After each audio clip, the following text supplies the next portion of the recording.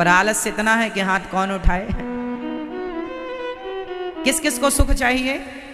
सबको सुख चाहिए। सुख कहां है बताओ? जहां सुख है आप वहां जाते नहीं, और जहां सुख नहीं है आप वहां जाते हैं। सुख कहां है? बाहर सुख है कि भीतर? इसलिए मेरी मां बाहर ना देखो, भीतर देखो। भीतर मीन्स भीतर देखना क्या है? दशरथ जी 10 रथ हैं और रावण में भी 10 हैं, दशानन। रावण में भी 10 संख्या जुड़ी है और दशरथ जी में भी 10 संख्या जुड़ी है। दशरथ जी जो हैं ये 10 रथ हैं और दशानन क्या है? हमारी 10 इंद्रियां होती हैं, 5 ज्ञानेंद्री प्लस 5 कर्मेंद्री। ये 10 इंद्रियों को जब जोड़ दिया जाए और ये 10 इंद्रियां बाहर सुख ढूंढने लग जाए, बाहर जब ये इंद्रियां बाहर सुख ढूंढने लग जाती हैं ना, उसे कहते हैं दशानन। और जब ये 10 इंद्रियां अपने भीतर सुख ढूंढने लग जाती हैं उसे कहते हैं दशरथ। तो जो बाहर नहीं भीतर सुख ढूंढते हैं उनके घर तो प्रकट होते हैं भगवान, और जो सुख बाहर ढूंढता है वो भगवान उसका वध कर देते हैं, नाश कर देते हैं। इसको और सही ढंग से समझो। बाप अपनी बेटी से क्या कहता है? माँ अपने बेटे से क्या कहती है? अरे बेटा बाहर ना घूमा कर, बाहर ना देखा कर, घर के काम काज को देख। बाहर ना देख, क्या देख? घर को देख। समझ रहे हैं? अच्छा एक बात बताओ, जो बेटा या जो बेटी बाहर ज्यादा देखने लग जाए तो वो ठीक ठीक है कि गलत गलत है? सही है या गलत है? माँ बाप क्या कहते हैं? बाहर ना देखो, घर में देखो, घर में रहो, पिता का काम देखो। बाहर ना देखो, पिता का काम देखो, अपना काम देखो, अपनी पढ़ाई करो, अपना काम करो, अपना। बाहर नहीं, भीतर देखो बेटा, भीतर घर के अंदर देखो तुम्हारे घर में क्या है, बाहर क्यों? माँ बाप भी बहुत कुछ कहते हैं पर समझने वाले तो हों। शास्त्र संत यही कहते हैं बाहर ना देखो, भीतर देखो। बड़े बड़े साधु संत जंगल में ध्यान लगाए बैठे हैं, किससे देखना चाहते हैं?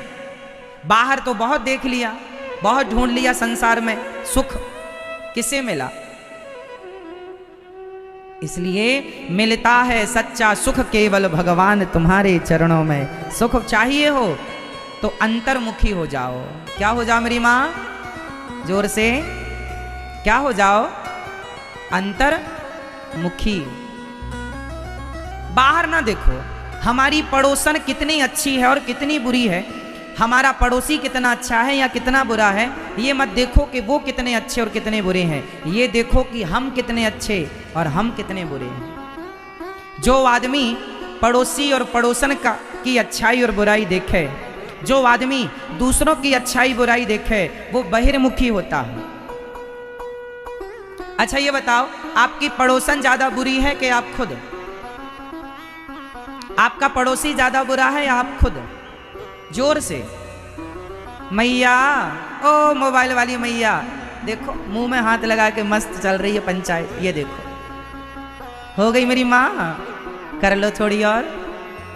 नहीं नहीं कर लो मेरी माँ। ये बुढ़िया के बाल कौन बेच रहा है भाई? कथा सुनने आए हो कि बाजार में?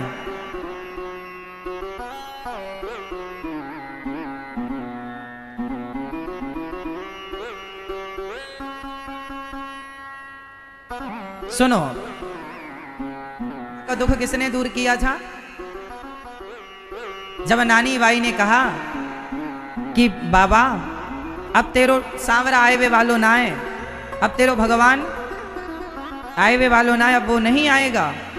तो नरसिंह जी ने कहा बाई आसी आसी आसी मन घणो भरोसो आसी, हमें पूरा विश्वास है बाई वो आएगा जरूर।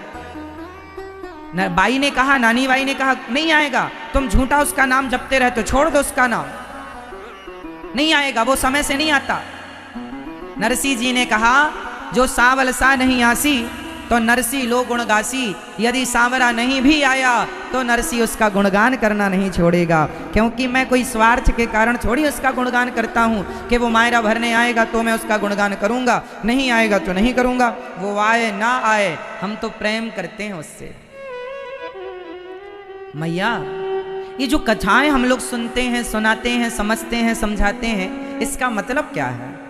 जब तक हमारे जीवन में कथा ना उतर आए, जब तक हमारे जीवन में कथा का सार ना आए, तब तक उस कथा का अर्थ क्या है? नरसी जी, अच्छा बताओ, भगवान की भक्ति स्वार्थ के कारण करनी चाहिए या निस्वार्थ? भगवान की भक्ति कैसी करनी चाहिए?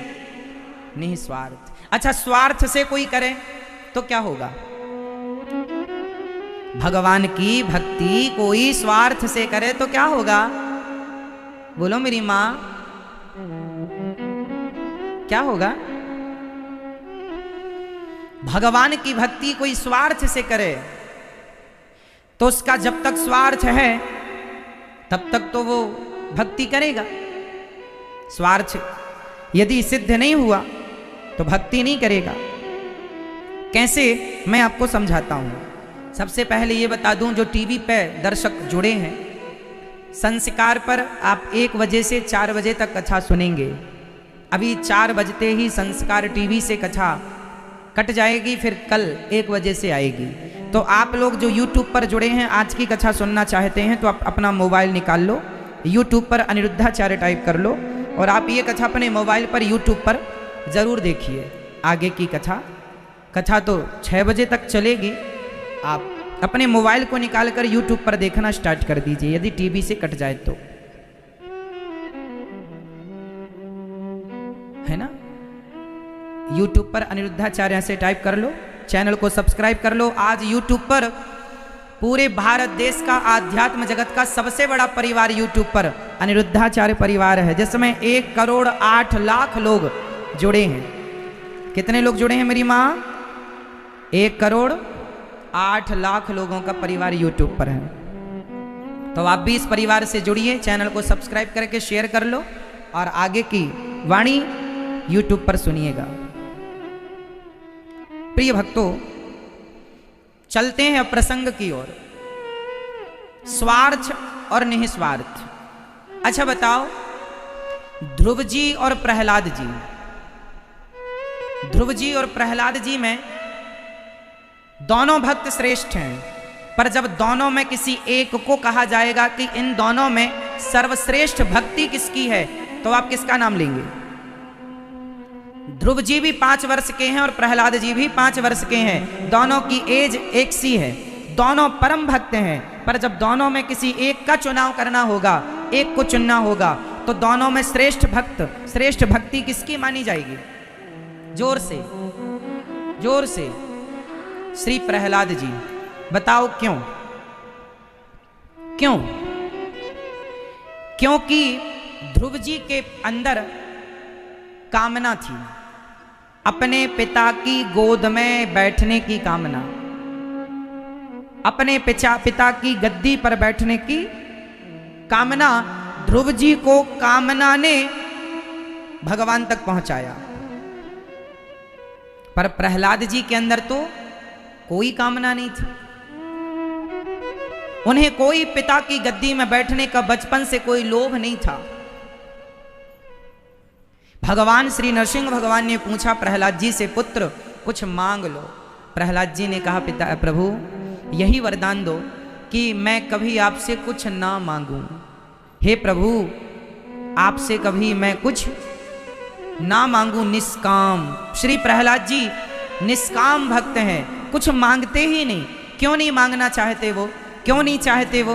कारण है। कारण सिर्फ ये है कि प्रहलाद जी को पता है, मांगे वो जिन्हें ये नहीं पता कि भगवान सब जानते हैं। प्रहलाद जी को पता है, मुझे पता है कि भगवान सब जानते हैं, मेरे भक्त को कब किस चीज की जरूरत है, भगवान को सब पता है। जब बिना मांगे भगवान सब समझ जाते हैं, तो फिर मांग कर छोटा क्यों हुआ जाए? क्यों ना बिना मांगे। इसलिए जरा समझो, यदि कोई मैया, एक मैया मेरे पास आई, महाराज जी हम पहले भगवान को बहुत मानते थे, आजकल बिल्कुल नहीं मानते। पहले बहुत श्रद्धा थी भगवान पर, आज बिल्कुल श्रद्धा नहीं है। क्यों मेरी माँ? बोले महाराज हमारा एक बेटा था, पहले बहुत पूजा करते थे भगवान की, अचानक बेटा भगवान के घर चला गया। अब बताओ, हम इतनी पूजा करते थे भगवान की, फिर भी भगवान ने हमारे बेटे को अपने पास बुला लिया। वो मां रोने लगी, महाराज भगवान ने मेरे साथ बहुत गलत किया। मैंने उस मां से कहा, मां कितना बड़ा था आपका बेटा? मां ने कहा 25 साल का था। शादी की तारीख फिक्स हो गई थी, सामान आ गया था विवाह का, बहू आने वाली थी, तैयारियां शादी की थी, पर बारात जाए बहू आए उसके पहले उसकी मृत्यु आ गई और वो भगवत धाम चला गया। तब से भगवान में आस्था उठ गई। मैंने कहा अच्छा तो क्या भगवान की भक्ति आप इस, अब मैंने क्या कहा, ये दुख यदि आप में से किसी का है तो मैं आप सबसे ये बात कहूंगा और इस बात को सब समझिएगा। मैंने उस माँ से कहा, माँ क्या आप भगवान की भक्ति इसलिए करती थी कि आपका बेटा अमर हो जाए, कभी न मरे? मैंने माँ से कहा, माँ इस संसार में, इस धरती में कोई ना मरने वाला हो, कोई अमर हो तो मुझे उसका नाम बताओ।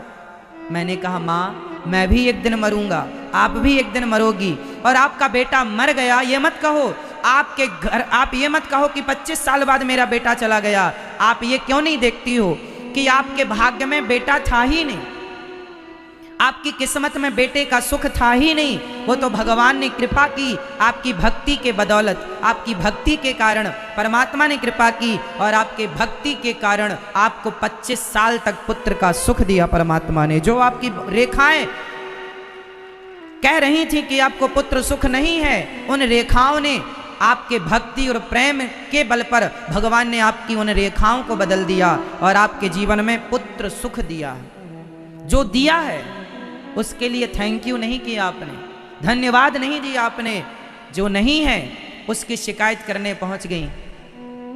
इस संसार में बताओ कौन अमर है? जो अमर है उनके नाम बता दो।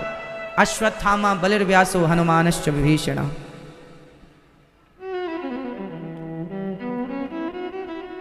अश्वत्थामा अमर है, अश्वत्थामा अमर है, हनुमान जी अमर हैं। इनके अतिरिक्त सामान्य कोई जनमानस अमर हो तो मुझे बताओ। अश्वत्थामा बलिर्व्यासो हनुमानश्च विभीषण कृपा परशुरामश्च। ये अष्ट मार्कंडेय सहित श्री अष्ट लोग चिरंजीवी हैं, इनके अतिरिक्त कोई अमर हो तो मुझे बताओ। कई बार हम लोग कहते हैं भगवान ने हमारे साथ गलत किया।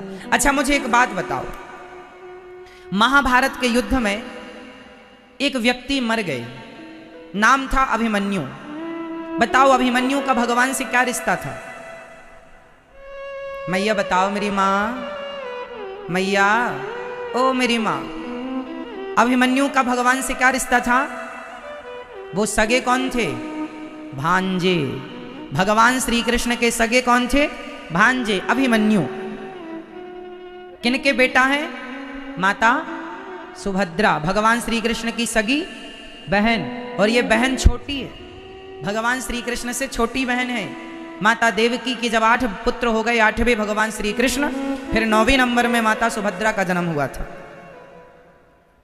छोटी बहन का बेटा, सगा भांजा, लाडला प्यारा दुलारा, महाभारत के युद्ध में मारा गया। उस समय जब मारा गया उम्र थी लगभग 17 साल, और लो तो 20 साल के भीतर 17-18 साल की उम्र में अभिमन्यु की मृत्यु हो गई।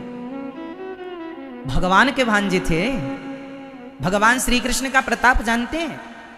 गुरु उज्जैन की घटना है। आप तो उज्जैन क्षेत्रवासी हैं, इंदौर उज्जैन बगल में ही है। उज्जैन में गुरु जी रहा करते थे, गुरु सांदीपनी जी। सांदीपनी जी के यहाँ भगवान पढ़ने आए थे, और जब पढ़ करके भगवान श्री कृष्ण जाने लगे तो भगवान ने अपने गुरु जी श्री सांदीपनी जी से कहा, गुरु जी पढ़ाई पूरी हो गई है। 64 दिन रहे भगवान उज्जैन, पढ़ाई पूरी करके जाने लगे। हाथ जोड़कर भगवान ने कहा, गुरु जी गुरु दक्षिणा में क्या दूं बताइए। गुरु सांदीपनि जी ने कहा, पुत्र कुछ ना चाहिए, तुम अपनी गुरु माँ से मांग लो, पूछ लो, यदि वो कुछ इच्छा रखें तो ठीक है। भगवान गुरु माता के पास गए, माँ चरण पकड़ के कहा, माँ शिक्षा पूरी हुई, मुझे जाना है। अच्छा, गुरु जी की जो पत्नी माँ थी ना, गुरु माता, भगवान श्री कृष्ण को वो अपना पुत्र मानने लग गई थी, मेरा बेटा है। लेकिन जब विदाई का समय आया तो माँ रोने लगी। कौन भगवान को कौन विदा करना चाहेगा, बताओ? भगवान को कौन विदा करना चाहेगा? सांदीपनि गुरु जी की धर्म पत्नी गुरु माता रोने लगी, पुत्र हमें छोड़ कर ना जाओ। भगवान हृदय से लग गए, माँ जाना तो पड़ेगा। वो 64 दिन में भगवान ने सबका दिल जीत लिया, सबको अपने वश में कर लिया था। माँ रोने लगी, मुझे छोड़ कर ना जाओ। नहीं माँ, जाना पड़ेगा। तो माँ जो मांगोगी दूंगा, यदि आपने मांगा और मैं नहीं दिया, ना दे पाया, तो मैं नहीं जाऊंगा। अब माँ ने सोचा कि मैं इतना कठिन मांग लूं कि कन्हैया दे ही ना पाए, और जब ये दे ही नहीं पाएगा तो ये मेरे पास सदा के लिए शर्त यही है कि आप जो मांगेंगी, यदि मैं वो ना दे पाया तो मैं रुक जाऊंगा। तो माँ ने कठिन मांग लिया, भगवान से पहली बार इतना कठिन किसी ने कुछ मांगा, और वो है गुरु माँ सांदीपनि गुरु जी की धर्म पत्नी। माँ ने कहा, बेटा कन्हैया, 10 साल पहले मेरा बेटा मर गया था, इसी क्षिप्रा नदी में डूबकर। कुछ दैत्य पकड़ कर ले गए थे, उसे डुबाकर मार दिया था कुछ दुष्ट लोग। 10 साल पहले मारा गया था। या तो तुम मेरा पुत्र लौटा दो, या तो तुम स्वयं मेरे पुत्र बनकर मेरे पास रहो और मुझे मां कह करके बुलाओ। बस यही मैं दक्षिणा में मांगती हूं। तब भगवान ने कहा, मां मैं आपके पुत्र को जरूर लौटाऊंगा। और भगवान गए यमपुरी, यमपुरी से उस बच्चे की सूक्ष्म शरीर लेकर आए। भगवान है ना, कर तुम अकर तुम अन्यथा कर तुम सर्व सामर्थ्य भगवान है, क्या नहीं कर सकते। मरे हुए पुत्र की सूक्ष्म शरीर अंतरात्मा लेकर आए और एक दिव्य शरीर भगवान जैसा बच्चा था वैसे ही बनाया और भगवान ने उसे जिंदा किया। 10 साल पहले जो मरा था, जिसकी हड्डी चमड़ी का पता नहीं था, उसे जिंदा करके भगवान ने लौटाया। ऐसे भगवान जब उन्हें लौटा सकते हैं तो खुद का भांजा मर गया तो लौटाया क्यों नहीं, जिंदा क्यों नहीं किया? बहन का बेटा मर गया, क्यों नहीं जिंदा किया? सुभद्रा ने पूछा, कन्हैया तुमने तो गुरु माँ का पुत्र जीवित किया था, मेरे पुत्र को जीवित कर दो कन्हैया। भगवान ने कहा, बहन यदि मैंने तुम्हारे पुत्र को जीवित कर दिया तो आने वाले युग में जब किसी बहन का बेटा जाएगा तो वो मेरी तरफ देखेगी, और यदि मैंने उसके पुत्र को जीवित नहीं किया तो वो कहेगी, अच्छा सुभद्रा तुम्हारी थी, क्या हम तुम्हारी नहीं हैं? पक्षपात का आरोप लग जाएगा। बहन तेरे पुत्र की आयु इतनी ही थी, इसलिए प्रकृति से खिलवाड़ ना करो, छेड़छाड़ ना करो, जो हुआ है उसे सहन करो, उसे बदलने की कोशिश ना करो। भगवान बदल सकते थे फिर भी नहीं बदला, तो वहां क्यों बदल दिया गुरु जी के यहाँ? वहां मजबूरी थी, गुरु आज्ञा थी, वहां बंधन था, वहां मजबूरी थी, यहां वो स्थिति नहीं है। इसलिए जो हो रहा है उसे ईश्वर की मर्जी समझकर हर हाल में खुश रहने की कोशिश किया करो, हर हाल में ईश्वर का धन्यवाद दिया करो। ये ना कहा करो कि हे भगवान तुमने हमें ये नहीं दिया। किसी का बेटा 25 साल का होकर चला गया, किसी का 10 साल का होकर चला गया, ये समझ लो कि तुम्हारे किस्मत में पुत्र था ही नहीं, वो तो तुम्हारी भक्ति के बल पर इतने वर्ष के लिए तुम्हारे को ईश्वर ने प्रसाद स्वरूप दिया है। और ये जीवन जितने दिनों का है जिसका, वो उतने दिन ही रहेगा। ये सब कुछ पहले से फिक्स होता है, सब कुछ पहले से तय होता है। हानि लाभ जीवन मरण यश अपयश विधि हाथ, सुनहु भरत भावी प्रबल बिलख कहूं मुनिनाथ।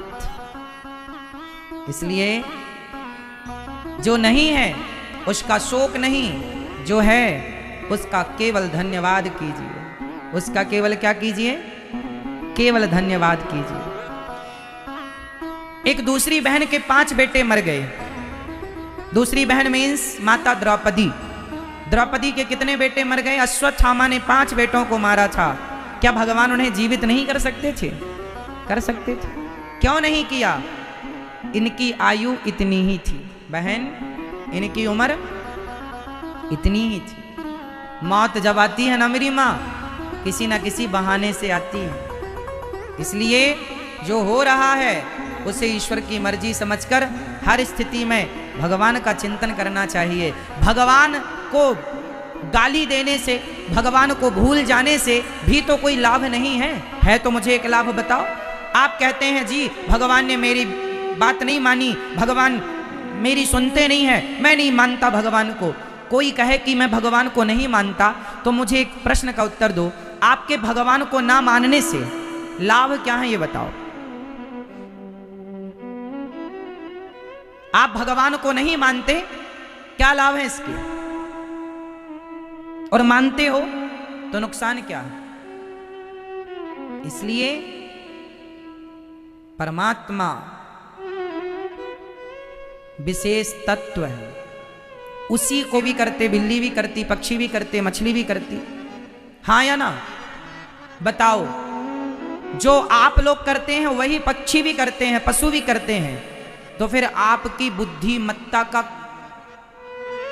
क्या?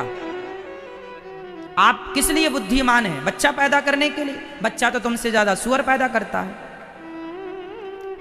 आप किस लिए बुद्धिमान हैं? खाने के लिए।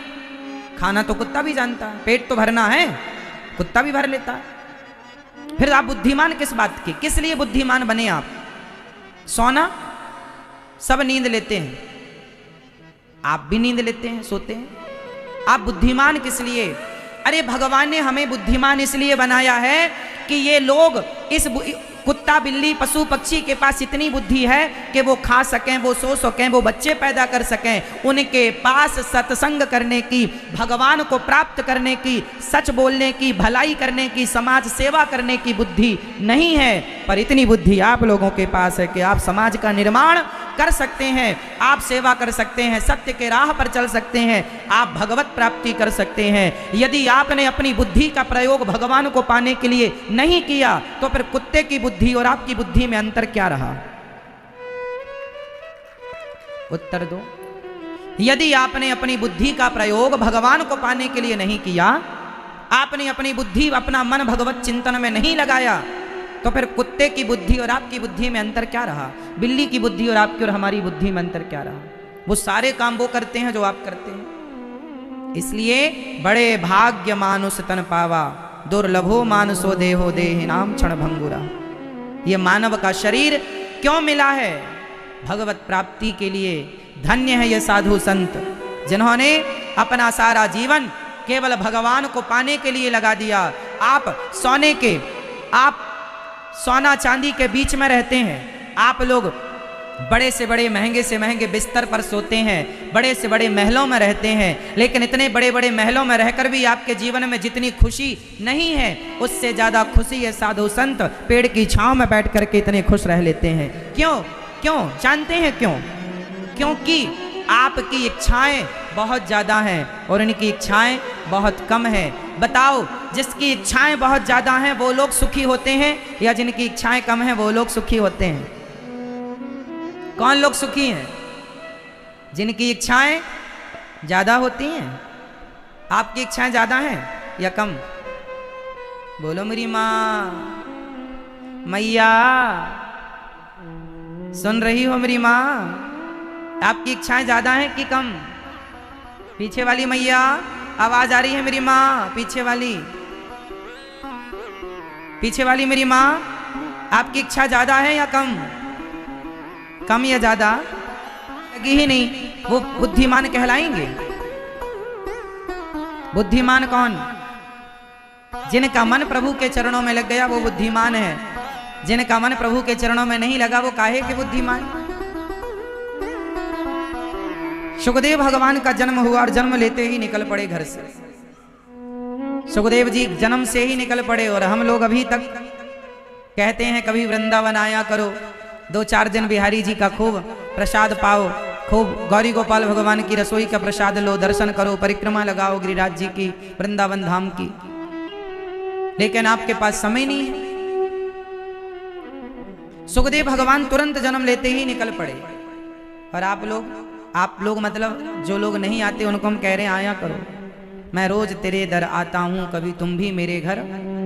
तो जब आप जाओगे तब तो वो आएंगे, जाओगे नहीं तो कैसे आएंगे। इसलिए कभी कभी आप भी आया करो। आप में से कितने लोग वृंदावन आए हैं? जो नहीं आए आप भी आना, और आकर के बिहारी जी को हृदय में बसाना, बोलना कि हे प्रभु चलो हमारे साथ, हम आपको लेने आए। जब भी वृंदावन आया करो ना, जब भी वृंदावन आया करो तो बिहारी जी से यही कहा करो, हे प्रभु हम आपको लेने आए हैं, आप हमारे साथ चलो, आप हमारे हृदय में विराजमान हो जाओ, और अपने घर अपने नगर बिहारी जी को लेकर आओ, गौरी गोपाल भगवान को अपने दिल में बसा कर लाओ। श्री सुखदेव भगवान चल पड़े। पितारो के पुत्रेति तन्मयतया, पुत्र रुक जाओ रुक जाओ रुक जाओ। नहीं रुके, हम तो जाएंगे। पिता रोक रहे हैं, बेटा रुको बेटा रुको, नहीं रुके, नहीं रुकेंगे। संसार में बहुत रह लिया, अब जरूरी नहीं है, जरूरत नहीं है। मां के पेट में 12 साल तक रहे सुखदेव भगवान, बाहर आए। जैसे ही सुखदेव भगवान बाहर आए, निकल कर जाने लगे। कहां जा रहे हैं? तप करने के लिए, भगवान को पाने के लिए। जाकर समाधि में बैठ गए। कुछ स्त्रियां देवांगनाएं कपड़े सुखदेव भगवान को देखकर नहीं पहनी, पर व्यास जी को देख करके सिर ढकने लग गए। व्यास जी ने कहा, मेरा जवान बेटा गया, तुम्हें लाज शर्म नहीं आई? मुझे देखकर लाज शर्म करती हो? कहते हैं क्या बताएं, आपके पुत्र को देखकर लाज शर्म इसलिए नहीं आई क्योंकि आपके पुत्र के अंदर कोई कामना ही नहीं, कोई वो निष्काम है, और निष्काम है तो लाज शर्म कैसी? सुखदेव भगवान निष्काम थे, कोई कामना नहीं, काम क्रोध से परे थे। वेद व्यास जी महाराज ने भागवत अपने शिष्यों को रटाई और कहा, श्लोक याद करा के भेजा। वरहा पीडम नटवर वपु कर्णयो कर्णिकारम बिभ्रदवासः कनक कपिशम वैजयन्तीं चमाला रंध्रान् वेणोरधर सुधया पूरयन् गोपवृन्दैः वृन्दारण्यं स्वपदरमणं प्राविशद्गीतकीर्तिः। भगवान कितने सुंदर हैं। जब सुखदेव भगवान ने सुना, उनका मन हुआ कोई इतना सुंदर।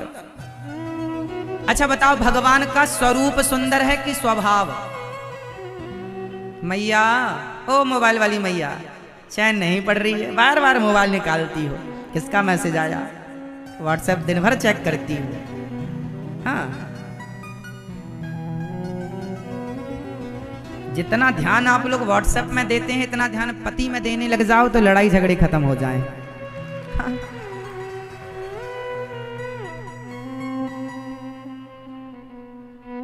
चलो ध्यान से सुनो। अच्छा, भगवान ज्यादा सुंदर हैं, भगवान का स्वरूप ज्यादा सुंदर है कि स्वभाव? कैसा है स्वभाव भगवान का? भगवान का स्वरूप भी सबसे उत्तम है और स्वभाव भी सबसे उत्तम है। भगवान का स्वभाव कैसा है? भगवान का स्वभाव कैसा है? आओ मैं आपको भगवान के स्वभाव से परिचय कराऊं। सुखदेव भगवान पर भी बड़ा अनुग्रह है भगवान का। सुखदेव भगवान का जन्म कैसे हुआ? सुखदेव भगवान कौन है पिछले जन्म के? आइए इस चर्चा को सुनते हैं। सुखदेव भगवान कौन है? बरसाने में जब श्री राधा रानी थी, जब राधा रानी छोटी ही थी, तो राधा रानी के पास एक तोता था। मैया, ओ मेरी माँ, ओ मेरी माँ, कहाँ ध्यान है? अच्छा ये बताओ, बरसाने में श्री राधा रानी थी, उनके पास एक नन्हा सा तोता रहा करता था। रोज तोते को अनार के दाने खवाया करती थी श्री राधा रानी। और बोला करती थी, शुक बोलो श्री कृष्ण, शुक बोलो श्री कृष्ण, शुक बोलो श्री कृष्ण। वो अनार का दाना कभी कंधे पर बैठ जाए तोता, कभी राधा रानी के सिर पर बैठ जाए, कभी हाथ में आए तो राधा रानी हाथ में अनार का दाना लेकर और तोते को खवाएं और कहें शुक बोलो श्री कृष्ण। तोता बोलता श्री कृष्ण श्री कृष्ण श्री कृष्ण, प्रेम से बोलता। एक दिन क्या हुआ कि जो तोता बहुत प्यार करता था राधा रानी से और जिस तोते को बहुत प्यार करती थी राधा रानी, आज राधा रानी ने उसे अनार खिलाया और किसी काम में राधा रानी व्यस्त हो गई और तोते का जो पिंजरा था उसका दरवाजा खुला रह गया। तो तोता तो पक्षी है, स्वभाव तो स्वभाव है, उड़ गया। और जब उड़ा तो उड़ करके वो बरसाने से गोकुल आया और नंद बाबा के महल में आकर के बैठ गया और सीखा तो था ही, बोलता शुक बोलो श्री कृष्ण, शुक बोलो श्री कृष्ण। तो श्री कृष्ण के जितने सखा थे उन्होंने सुना कि ये तोता तो हमारे कन्हैया का नाम ले रहा है। उस तोते को भगवान के जितने सखा थे चुपके से जाकर पकड़ लिया और पकड़कर पिंजरे में बंद कर दिया। अब राधा रानी आई, अपने काम को पूरा करके देखा तो पिंजरा खुला, तोता नहीं। सारी सखियों को बुलाया, कहाँ गया हमारा शुक, शुक हमारा कहाँ गया? किसी ने नहीं बताया कहाँ चला गया। राजा के पास, वृषभानु जी के पास सूचना पहुंची कि राधा रानी का शुक कहीं गायब हो गया। सेना को आदेश दिया गया, जाओ ढूंढ कर लाओ। सारी सेना चारों तरफ फैल गई उस शुक को ढूंढने के लिए, पर किसी को नहीं मिला। कुछ सैनिक जब गोकुल आए तो बच्चों को देखा उसी शुक के साथ खेलते हुए। सूचना पहुंची, वृषभानु जी को सूचना मिली कि गोकुल में नंद महल में देखा गया है तोता। वृषभानु जी जाने लगे तो राधा रानी बोली मैं भी जाऊंगी। तब श्री राधा रानी जब जाने लगी तो माँ कीर्ति ने भी कहा, अच्छा यशोदा के पास चल रहे हो, हम भी चलो, बहुत दिन बाद मिलना होगा, मिल लेंगे। तो रथ तैयार हुए, एक रथ पर श्री वृषभानु जी और कीर्ति माँ और एक रथ पर राधा रानी अपनी सखियों के साथ विराजी। सेना चली और नंद बाबा को पता चला कि वृषभानु जी आ रहे हैं। बड़ा स्वागत सत्कार श्री नंद बाबा जी ने किया। नंद बाबा ने कहा, वृषभानु जी अकस्मात अचानक क्या करें, हमारी बेटी का तोता आपके पास है। तोता? शुक? हाँ। कहाँ? वो रहा पिंजरे में। कि सबसे पहले श्याम सुंदर छिपे तो राधा रानी ने ढूंढ लिया। अब की बार राधा रानी छिपी तो श्याम सुंदर ने बहुत कोशिश की ढूंढने की, बहुत समय लगाया, पर जब नहीं मिली तो श्याम सुंदर ने शुक से पूछा, अरे शुक, तुम्हें तो पता है कि राधा रानी कहाँ है, तुम थोड़ी सी हमारी मदद करो। शुकदेव, शुक जी ने कहा, हाँ हमें पता है कहाँ है। समझो कि बिना शुक के राधा रानी तक भगवान भी नहीं पहुंच सकते, तो बिना शुकदेव जी की भागवत सुने भला हम भगवान तक कैसे पहुंचेंगे, हम राधा रानी तक कैसे पहुंचेंगे। तो श्याम सुंदर को शुक ने बताया कि वहां छिपी है राधा रानी। अब शुक ने बताया, श्याम सुंदर ने पकड़ लिया और जब पकड़ा तो सखियों ने कहा ये चीटिंग की भगवान कन्हैया ने, ये शुक ने बताया। राधा रानी को गुस्सा आया, क्यों रे शुक, तूने मेरी बताई बात की कहाँ छिपी हो? क्षमा माँ, क्षमा कर दो। नहीं, तुमने हमारे खेल में बाधा डाली है, हमारा खेल इतना आनंद से चल रहा था और तुमने बाधा डाल दी। जाओ, हम तुम्हें श्राप देती हैं, अब तुम हमारे खेल में बाधा डाल रहे हो, जाओ तुम मृत्यु लोक में जन्म लोगे, अब वहीं जाओ, हमसे दूर हो जाओ। शुक चरणों में गिर पड़ा, मां अपने से दूर ना करो, मां अपने से दूर ना करो। राधा रानी ने करुणा की दृष्टि से देखते हुए कहा, इशारे से कहा, अब मैं कुछ नहीं कर सकती, जिनको तुमने सलाह दी है उनसे जाकर बात करो। श्याम सुंदर के चरणों में आकर कहा, प्रभु मैंने तो आपका भला किया पर मेरा बुरा हो गया, मैंने आपको तो बताया और मैं देखो मैं फंस गया, मुझे श्राप मिल गया। श्याम सुंदर ने कहा, ना शुक, ये मेरी ही लीला थी, राधा रानी के बारे में तुमसे अच्छा कोई नहीं जानता, हमारे बारे में तुमसे अच्छा कोई नहीं जानता, हमारे बारे में जाओ तुम्हें इसलिए मृत्यु लोक भेजा है कि जाओ उन भटके हुए प्राणियों को, जो संसार में उलझे हुए प्राणी हैं, जाओ उनको हम दोनों के बारे में बताओ और हम दोनों की कथा सुनाओ, ताकि कथा सुन सुनकर लोग भटके हुए प्राणियों को सही रास्ता मिले और उनका भी उद्धार, उनका भी कल्याण हो, उनको जीने की नई दिशा, सही राह मिले। जाओ उन सब का मार्गदर्शन करो। और जब तक तुम मेरी कथा सुनाओगे, जब तुम भागवत का प्रचार जन जन तक कर दोगे, जब तुम हम दोनों की कथा सब तक पहुंचा दोगे, तो फिर तुम इस श्राप से मुक्त होकर सदा सदा के लिए राधा रानी की गोद में आओगे। वही तोता श्राप के कारण सुखदेव भगवान के रूप में प्रकट हुए। सुखदेव भगवान के रूप में, जिन्होंने भागवत कहा, भागवत जी की कथा सुना सुना करके और सबके हृदय को कृष्ण और राधा से जोड़ा है, फिर वो श्राप से मुक्त हो गए। वही शुक अमरनाथ के जंगल में एक तोती के गर्भ से प्रकट हुए। भगवान शंकर ने पार्वती को कथा सुनाई तो वहां तोते ने भी सुनी। फिर शंकर जी ने मारना चाहा कि चोरी से सुन ली है, तो व्यास जी की पत्नी के गर्भ में मुंह से प्रवेश कर गए और गर्भ में चले गए।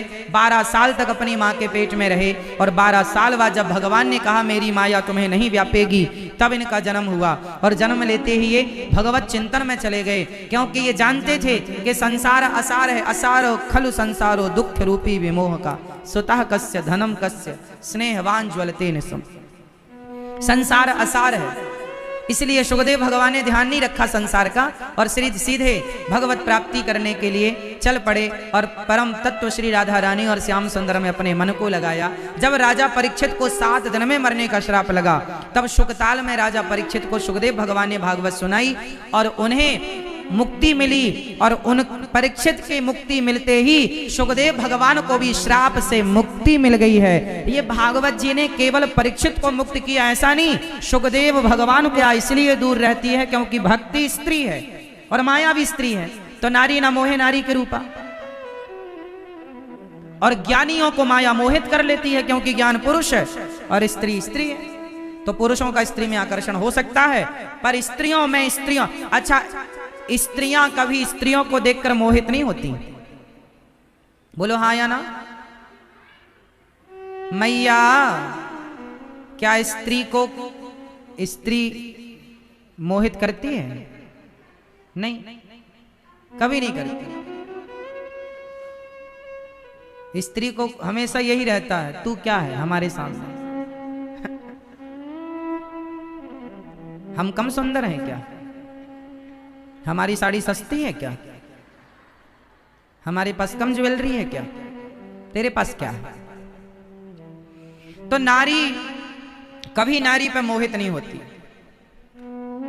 इसलिए जो भक्ति करेगा, जो भगवान की शरण में रहेगा, उसे माया कभी नहीं व्यापेगी। माया उन्हीं को परेशान करती है जो ज्ञान के अभिमान में चलते हैं कि मैं कुछ हूं। इसलिए भगवान की शरण में आओ और भक्ति श्रीमन नारायण चरणौ शरणम प्रपद्ये श्रीमते नारायणाय नमः। श्रीमन नारायण चरणौ शरणम प्रपद्ये श्रीमते नारायणाय नमः। हे प्रभु, हम आपके चरणों की शरण ग्रहण करते हैं, हमें स्वीकार कीजिए। बोलो हे नाथ, मैं आपको कभी भूलूं नहीं। बोलो हे नाथ, मैं आपको कभी भूलूं नहीं। सूत जी महाराज ने शौनक जी से कहा, आपने बड़ा ही उत्तम प्रश्न किया है। जो कथा है वो देवताओं को भी बड़ी दुर्लभ है। एक बार देवता भी भागवत सुनने के लिए सुखदेव भगवान के पास आए और सुखदेव भगवान से कहा कि आप हमें भागवत सुनाइए। सुखदेव भगवान बोले, तुम प्रेमी बनकर आते तो जरूर सुनाते, पर तुम तो सौदागर बनकर आए हो। क्वा सुधा क्व कथा लोके क्वा कांचः क्व मणिर्महान्। कहाँ कांच का टुकड़ा और कहाँ मणि? स्वर्ग का अमृत कांच का टुकड़ा है और कथा है मणि। स्वर्ग के अमृत को लेकर भला अपनी कथा रूपी मणि कौन देगा? सुखदेव भगवान ने इंद्र को भी अधिकारी नहीं समझा। भागवत सुनने के अधिकारी सब नहीं है, भागवत सुनने का अधिकारी वही है जो भगवान से सच्चा प्रेम करता है। प्रेमी रसिक जन भगवान की कथा के अधिकारी होते हैं। अब कथा पूरी सुखदेव भगवान ने परीक्षित को सुनाई। 7 दिन की कथा में जब मोक्ष मिल गया, स्वर्ग में तराजू बांध कर देखी, भागवत जी का पलड़ा सबसे भारी था। भागवत जी की बराबरी कोई नहीं कर सकता। 18 पुराण हैं, 18 पुराण में सबसे बड़ा पुराण, श्रेष्ठ पुराण श्रीमद् भागवत महापुराण। क्यों? भागवत जी में 10 लक्षण है। अत्र सर्गो विसर्गश्च स्थानम पोषण मूतया मनवंतरेशानु कथा निरोधो मुक्तिराश्रय। 10 प्रकार के लक्षण भागवत जी में है, इसलिए भागवत सर्वसे श्रेष्ठ है। भागवत में भगवान की दिव्य कथा है 18 पुराणों में। इसलिए सुखदेव भगवान ने परीक्षित को और कोई पुराण ना सुनाया, भागवत महापुराण सुनाकर उनकी सदगति हुई, क्योंकि यही 18 पुराणों में सर्व वेदेतिहासानाम सारम सारम समुद्रतम, सबका सार भागवत जी। सबका सार कौन है मेरी माँ? भागवत जी हैं। देवताओं ने सुना, एक बार तो नारद जी ने भी मन बनाया भागवत सुनने का। एक बार नारद जी समस्त तीर्थों में आए। अहम तो पृथ्वी में, तो तराजू बांधी, इंद्र ने तराजू में तौल कर देखा भागवत जी को, सबसे भारी, सबसे भारी भागवत जी का पलड़ा सबसे भारी है। भगवान प्रकट हो गए भागवत जी से, और भगवान ने प्रकट जब होकर कहा तो इंद्र को लगा कि मैंने गलती कर दी भगवान पर, संदेह करके भागवत प्रत्यक्षः कृष्ण एव ही, भागवत और भगवान ये दो नहीं एक ही हैं। भगवान ही भागवत है और भागवत ही भगवान है। प्रत्यक्षः कृष्ण एव ही, प्रत्यक्ष भगवान का ये वांगमय स्वरूप है। एक बार नारद जी सारे तीर्थों में गए, नारद जी भागवत सुनने के लिए गए, है ना मैया? आप लोग भागवत सुनती हो टीवी पर? कितने लोग सुनते हैं मेरी माँ? रोज सुनती हो? कभी कभी? हाँ, तो आज भी सबको बताना अपने अड़ोस पड़ोसियों को, भैया अब इंदौर में कथा हो रही है, सबको चलना है। घर पे ही ना देखते रहे, यहाँ आकर के इंदौर वासी तो सुने, क्षेत्रवासी, यहाँ के लोग तो यहीं आकर सुने, जो यहाँ से दूर है वो टीवी पर यूट्यूब पर सुने। तो नारद जी सारे तीर्थों में गए। कहां कहां गए? जहां जहां गए वहां सत्यम नास्ति तपः शौचम दया दानम न विद्यते। आज के युग में नारद जी ने क्या देखा? सत्यम नास्ति, सत्य का मानो नाश हो गया।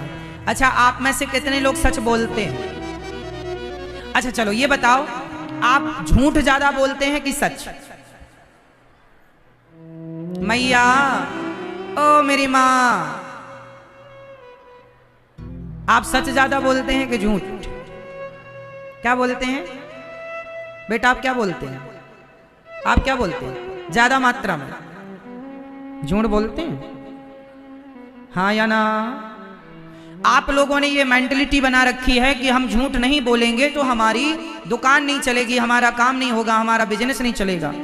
ऐसा आपने बना रखा, ऐसी थिंकिंग है समाज की। अच्छा ये बताओ, झूठ आप सही बताओ, यदि सच बोलने लग जाएंगे तो सही में क्या दुकान नहीं चलेगी? बोलो। अरे ये बताओ कि झूठ बोलकर चलाना ही क्यों है? कितना पैसा मिल जाएगा झूठ बोलकर?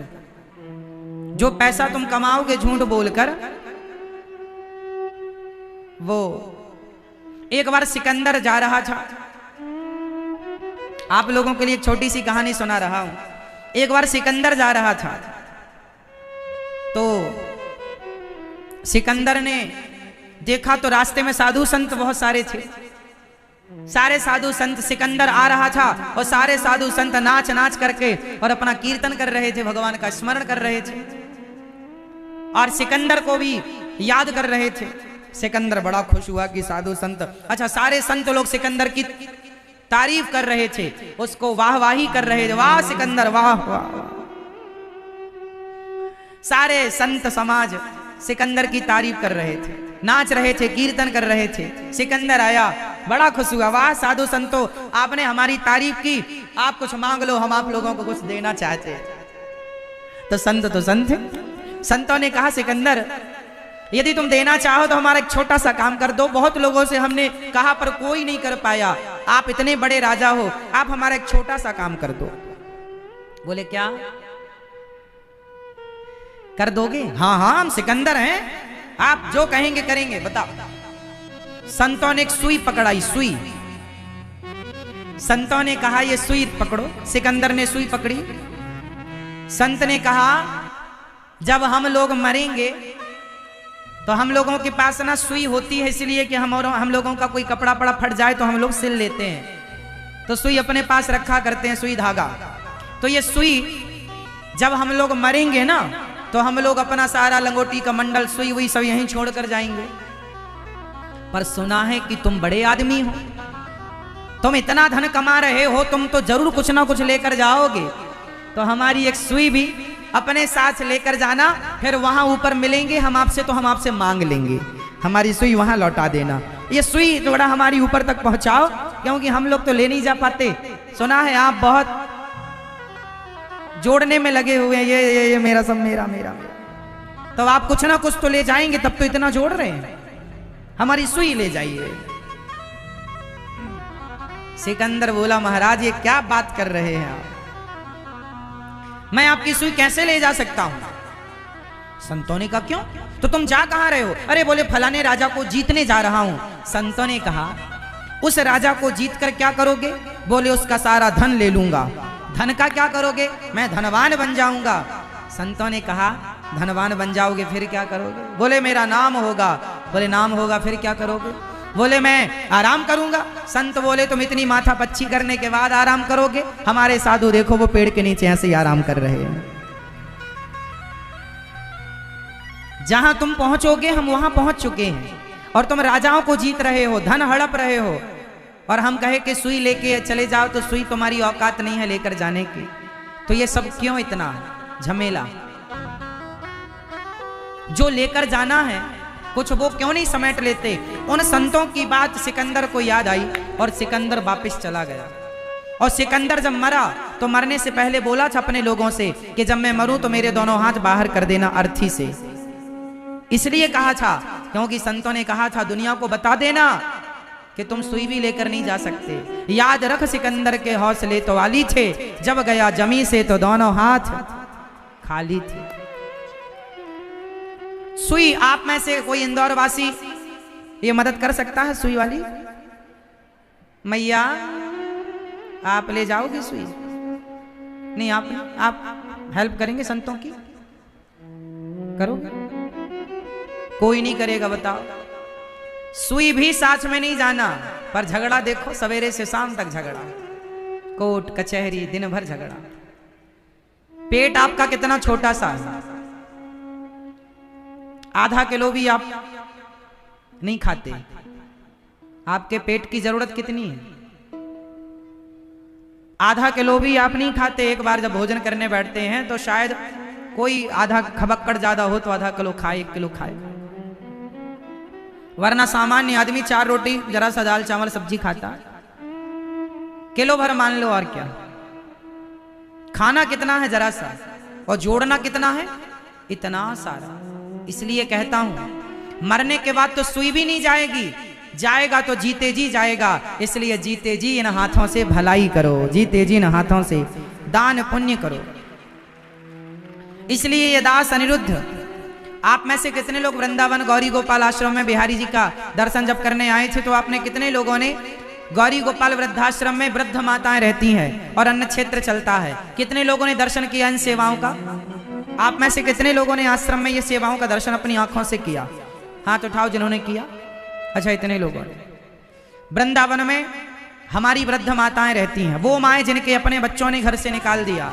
इंदौर की भी कुछ माताएं, इंदौर की एक माँ है गौरी गोपाल आश्रम में, जिनका बेटा आंख का बहुत बड़ा डॉक्टर है, बहुत बड़े पैमाने पे काम, खुद का हॉस्पिटल है,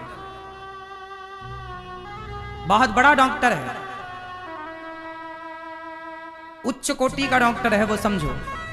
लेकिन उनकी माँ और संयोग देखिए, बेटा डॉक्टर है आंखों का और माँ को भी दिक्कत है आंखों की। माँ की दोनों आंखों में दिक्कत है। ऑपरेशन का डॉक्टर ने बोला, खुद के बेटे ने ना ऑपरेशन किया अपनी माँ का, ना चेकअप किया। ये दास अनिरुद्ध ने माँ का ऑपरेशन ठाकुर जी की कृपा से कराया। एक आंख का हुआ, पहले वो आंख ठीक हुई, अब दूसरी आंख का। अभी एक आंख का हो गया है, अब दूसरी आंख का होगा। मार के निकल जाएगा। और जौहरी कह दे किसी पत्थर को कि ये हीरा है तो उसकी कीमत करोड़ों की हो जाएगी। हीरे को हीरा हीरा नहीं बनाता, हीरे को हीरा जौहरी बनाता। जौहरी कह दे सारे मिलकर के ये पत्थर है तो जमाना उसे पत्थर मान लेगा। उस धोबी की क्या गलती थी? वो तो कीमत ही नहीं जानता था, तुम तो जानते थे। अच्छा आप बताओ, आप में से कितने लोग सच की कीमत जानते हैं? कितने लोग ये बात जानते हैं कि झूठ बोलना पाप है, नदी किनारे सांप है? कितने लोग जानते हैं? बस ये बताओ। सब जानते हैं? आपको कितने लोगों को ये बात पता है कि सच बोलना पुण्य है और झूठ बोलना पाप है? सबको पता है। समझो, वो सत्य ही हीरा है। वो सत्य ही क्या है? सत्य क्या है? हीरा है। और तुम सब इंदौर वासी, क्षेत्रवासी, तुम सब जौहरी हो। अब सत्य के हीरे की तुमने कीमत कितनी लगाई? कीमत क्या लगा रहे हो? अरे महाराज झूठ नहीं बोलेंगे, सच बोलेंगे तो हमारी दुकान ही नहीं चलेगी। सच बोलेंगे तो हमारी दुकान नहीं चलेगी। तुमने सत्य को इतना कमजोर आंक लिया, तुमने सत्य को इतना कमजोर बना दिया। अरे सोचते क्यों नहीं हो कि जब झूठ बोलने से तुम्हारी दुकान इतनी चलती है तो सच बोलने से तुम्हारी दुकान कितनी चलेगी? जब झूठ ने तुम्हें इस मुकाम तक पहुंचाया तो सच तुम्हें कहां पहुंचाता है? विडंबना यह है कि आपको झूठ पर भरोसा है परंतु सच पर भरोसा नहीं। और एक बात बताएं, जमाना झूठ बोले तो बोले। गुरु वशिष्ठ जी ने कहा, भरत तुम राजा हो जाओ। तुम्हारे पिताजी ने कहा है राम को वनवास भेजना, तो राम चले गए, उन्होंने बात मान ली। अब तुम्हें आज्ञा है कि तुम राजा बन जाओ, तो तुम राजा बन जाओ। भरत जी ने कहा था कि गुरु जी यदि आपने मुझे राजा बनाया तो ये पृथ्वी पानी में डूब जाएगी, रसातल में चली जाएगी।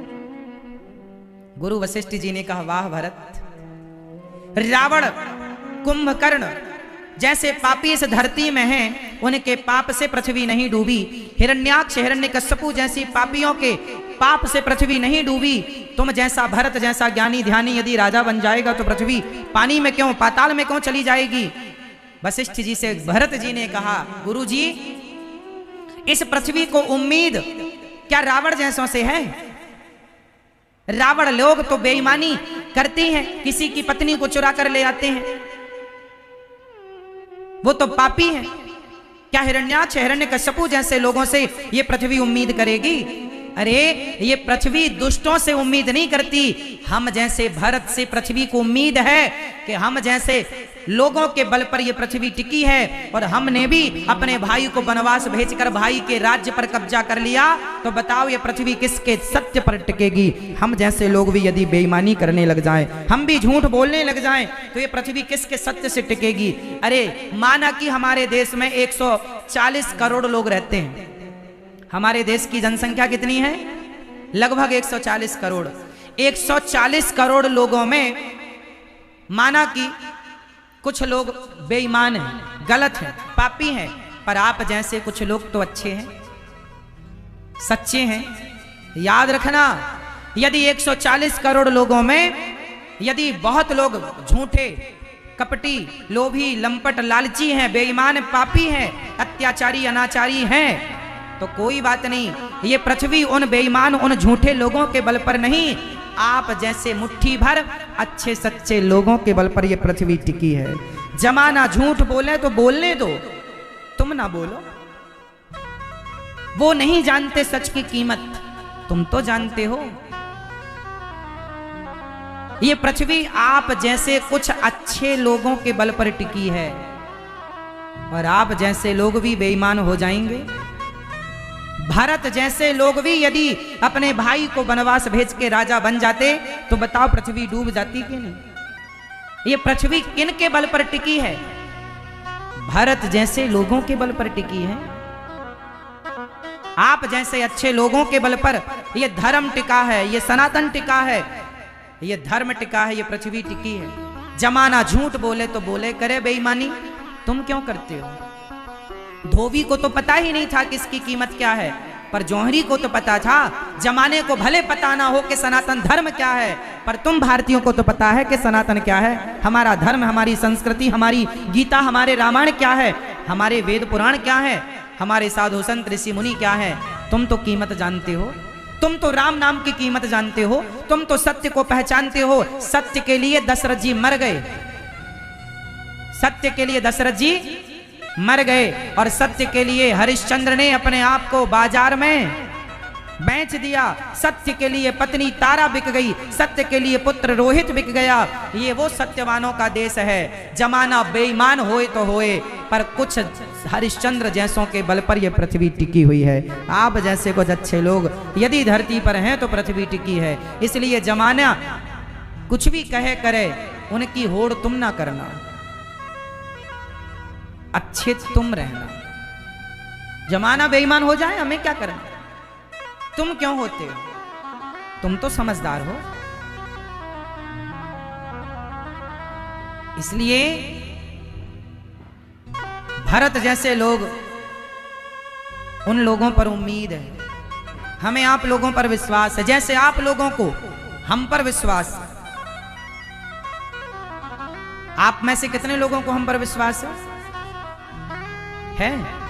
जैसे आप लोगों को हम पर विश्वास है, उसी तरह हमें आप पर विश्वास है।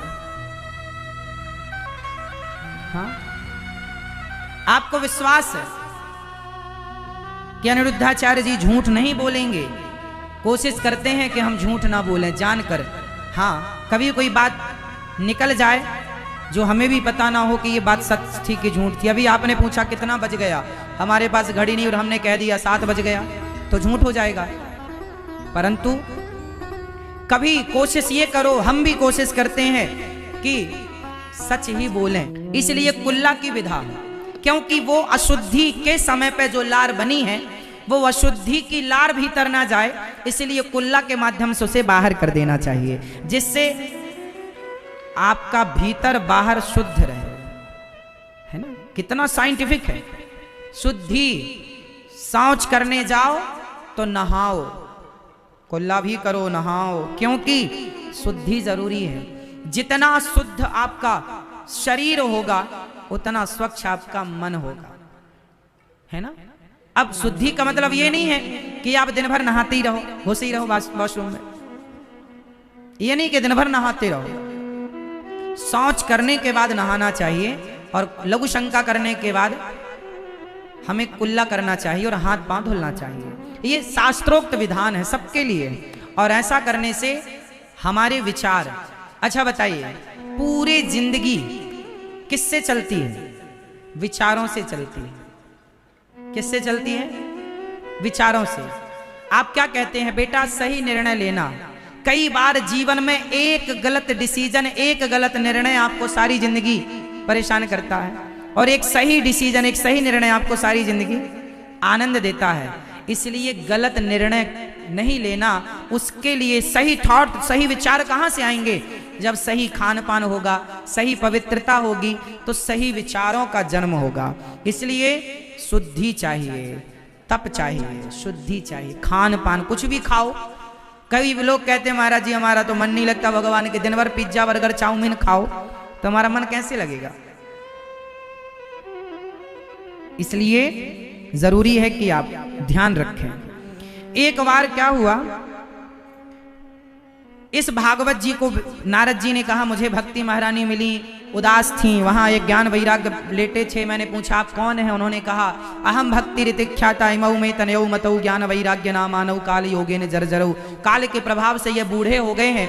नारद जी ने कहा, भक्ति महारानी ने कहा महाराज मेरा दुख दूर करो। नारद जी को संतों ने कहा, आकाशवाणी ने कहा सत्कर्म करो, और सत्कर्म की खोज करने बद्रीनाथ गए तो संतों ने कहा कि आप भागवत सुनवाओ। भागवत सुनने बैठे तो सदा सेव्या श्रीमद् भागवती कथा, भागवत सुनते ही नारद जी कह रहे हैं भक्ति ज्ञान वैराग्य का दुख दूर हो गया। ये वो भागवत जी हैं जो भक्ति ज्ञान वैराग्य का भी दुख दूर करती हैं। अच्छा, कोई पापी व्यक्ति भागवत सुने तो आश्चर्य नहीं, कोई पुण्यात्मा सुने तो आश्चर्य नहीं। क्या जिसने जीवन भर पाप किया है ऐसा पापी भागवत सुनेगा तो तर जाएगा? हाँ, ये मानवः पाप कृतस्तु सर्वदा सदा दुराचार रता विमार्गिगाः क्रोधाग्निदग्धः कुटिलाश्च कामिनः सप्ताह यज्ञेन कलौ पुनन्ति ते। कितना भी बड़ा पापी क्यों ना हो, भागवत सुन के तर जाएगा। कोई तरा, हाँ, धुंधकारी। एक पंडित जी थे, आत्मदेव उनका नाम था। उनकी पत्नी का नाम था श्रीमती धुंधली देवी। आत्मदेव जी के पुत्र नहीं था, संतान नहीं थी। बड़ी पूजा पाठ यज्ञ जब तक किया पर संतान। जो नहीं है किस्मत में नहीं मिलता, जो नहीं मिलता उसके पीछे नहीं पड़ना चाहिए, जो है उसमें खुश रहना चाहिए। आत्मदेव जी को संतान नहीं थी, बड़े परेशान थे, क्या करें क्या करें क्या करें। संत जी ने एक फल दिया, पत्नी को खिलाओ बेटा होगा। पत्नी ने खाया नहीं, गाय को खिला दिया, गाय को बच्चा हो गया। बहन के बेटे को खरीद लिया, नाम रखा धुंधकारी, और गाय को बच्चा हुआ, नाम रखा गौकर्ण। गौकर्ण पंडितो ज्ञानी धुंधकारी महाखला। धुंधकारी और गौकर्ण जी दोनों अलग अलग दिशा में चलने लग गए। गौकर्ण जी महान ज्ञानी हुए और धुंधकारी महान मूर्ख शराबी। एक दिन अपने पिता को मारता, पैसे निकालो। पैसे नहीं दिए तो मार लगाई। आत्मदेव जी रोने लगे। बेटा नहीं था तो भी रोना पड़ा, बेटा है तो भी रोना पड़ रहा है। कई बार जीवन में रोना यदि है किस्मत में तो रोना ही पड़ेगा। लिखा किस्मत में मिटता नहीं मिटाने से। मैया, आपके जीवन के दुख दर्द जो हैं वो आपके भाग्य के हैं, झेलना पड़ेगा। हंस के उठाओ या रो कर, इसलिए खुश रहा करो। जो है वो तो मिल नहीं है, तो मिल नहीं है तो मिलेगा, आप खुश रहो। हंसते हंसते कट जाए रस्ते, जिंदगी यूं ही चलती रहे।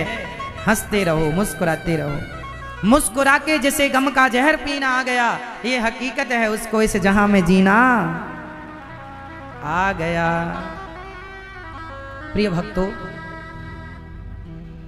श्री आत्मदेव जी को जब धुंधकारी ने मार लगाई, खूब मारा, समाज के बीच में मारा। एक बेटा अपने बाप को मार रहा है। क्यों मार रहा? मुझे पैसे दो। तुमने पैसे नहीं दिए इसलिए मार रहा हूं। खूब मार लगाई साहब, खूब मार लगाई। आजकल बेटा अपने माँ बाप को कितना सताते हैं आपको पता भी नहीं है। आप लोग नहीं जानते कि कितना कष्ट है माँ बाप को आज के युग में। सब बेटे तो नहीं होते हैं ऐसे कि मारें सताएं, पर बहुत सारे होते हैं। आप लोगों से तो मैं प्रार्थना करूंगा कि आप लोग अपने माँ बाप का बहुत ख्याल रखा करो। आप कितने लोग अपनी सास की सेवा करती हो? मेरी माँ बहुएं हाथ उठाएं। नहीं करती हो? देखो हाथ गिने चुने उठ रहे हैं। उठा लो। जो करती हो वो तो उठाओ, जो नहीं करती हो वो मत उठाना। चलो, जब जिंदा थी तब करती थी माँ? नहीं। सासों की सेवा बहुत करना, बूढ़ों की सेवा करना, बड़ों का आदर करना। बड़ों को भी चाहिए छोटों बच्चों का, बहुओं का, वो भी सम्मान करें। छोटी छोटी बात में बिगड़ ना जाएं, बातों को समझें और समझदारी से घर के रिश्तों को चलाएं। एक बार एक बेटा भी मेरे पास आया अपनी माँ को लेकर। महाराज जी, हमारी माँ को आप रख लो। हमने कहा तुम क्यों नहीं रखते? बोले हमारी पत्नी पसंद नहीं करती माँ को। तो हमने कहा तुम माँ को पसंद करते हो? बोले हाँ, हमें तो माँ अच्छी लगती है पर हमारी पत्नी को अच्छी नहीं लगती, इसलिए आपके पास लेकर आए हैं। तो हमने कहा एक काम करो, अपनी माँ को तुम रखो, अपनी पत्नी को भेज दो वृद्धाश्रम। बोला नहीं, ऐसा नहीं हो सकता। हमने बहुत समझाया, बहुत कहा, माँ ने भी बहुत गिड़गिड़ाया। बेचारी ने कहा बेटा हमें ना छोड़ो। पर वो बेटा अपनी पत्नी के कहने से अपनी माँ को छोड़कर चला गया। ऐसी औलाद आज के युग में कुछ औलादें ऐसी देखने को मिलती हैं। तो बेटा अपनी माँ को छोड़कर चला गया। हम तो आपसे बस यही प्रार्थना करेंगे कि आप लोग अपनी माँ को और अपने बूढ़े बाप को घर से ना निकालिएगा, सेवा कीजिएगा। देखिए आज के समाज में पढ़ी लिखी जनरेशन है, पढ़े लिखे युवा हैं, पढ़े लिखे लोग हैं, बहुएं पढ़ी लिखी हैं, बच्चे पढ़े लिखे हैं। आज के इस पढ़े लिखे समाज को पता है डर किस बात का है। आप जितने लोग यहाँ बैठे हैं आप सबको एक डर जरूर है, और वो डर ये है कि हमारा बेटा हमारी बहू हमारे बुढ़ापे में सेवा करेगी कि नहीं। ये डर सबके पास है, हाँ या ना? किस किस के पास ये डर है? हाथ उठाओ। सबको ये डर है कि हमारा बेटा हमारी बहू बुढ़ापे में हमारी सेवा करेगी कि नहीं। आप गारंटी भी नहीं ले सकते, करेगी ही इसका दावा आप कर नहीं सकते। अच्छा, ये स्थितियां क्यों उत्पन्न हुई? पहले के माँ बाप ये चिंता नहीं करते थे कि मेरा बेटा सेवा करेगा कि नहीं, करेगा ही करेगा, कॉन्फिडेंस था, विश्वास था, करेगा। कौन करेगा? आज क्यों ऐसी संदेहात्मक बात की जा रही है? इसलिए कि आप अपने बच्चों को केवल शिक्षा दे रहे हैं, आप अपने बच्चों को संस्कार नहीं परोस रहे हैं। यदि संस्कार दें तो मैं विश्वास से कहूंगा कि आपके बच्चे शिक्षा के साथ संस्कार पाएंगे तो सेवा जरूर करेंगे। इसलिए जो सेवा नहीं करते उनसे प्रार्थना है करो। और आप लोगों से मैं फिर कहूंगा कि कभी वृंदावन जरूर आइएगा, और वृंदावन में हमारी जो वृद्ध माएँ रहती हैं उन माँओं का दर्शन लाभ लीजिएगा। धुंधकारी ने खूब मार लगाई पिताजी को, पिताजी बेचारे परेशान हो गए। तब गोकर्ण जी ने समझाया, देहे स्थिमांस रुधिरे विमतिम त्यजत्वम जाया सुता दिशु सदा ममता विमुंच पश्यानिसं जगदिदं क्षणभंग निष्ठम वैराग्य राग रसिको भव भक्ति निष्ठः।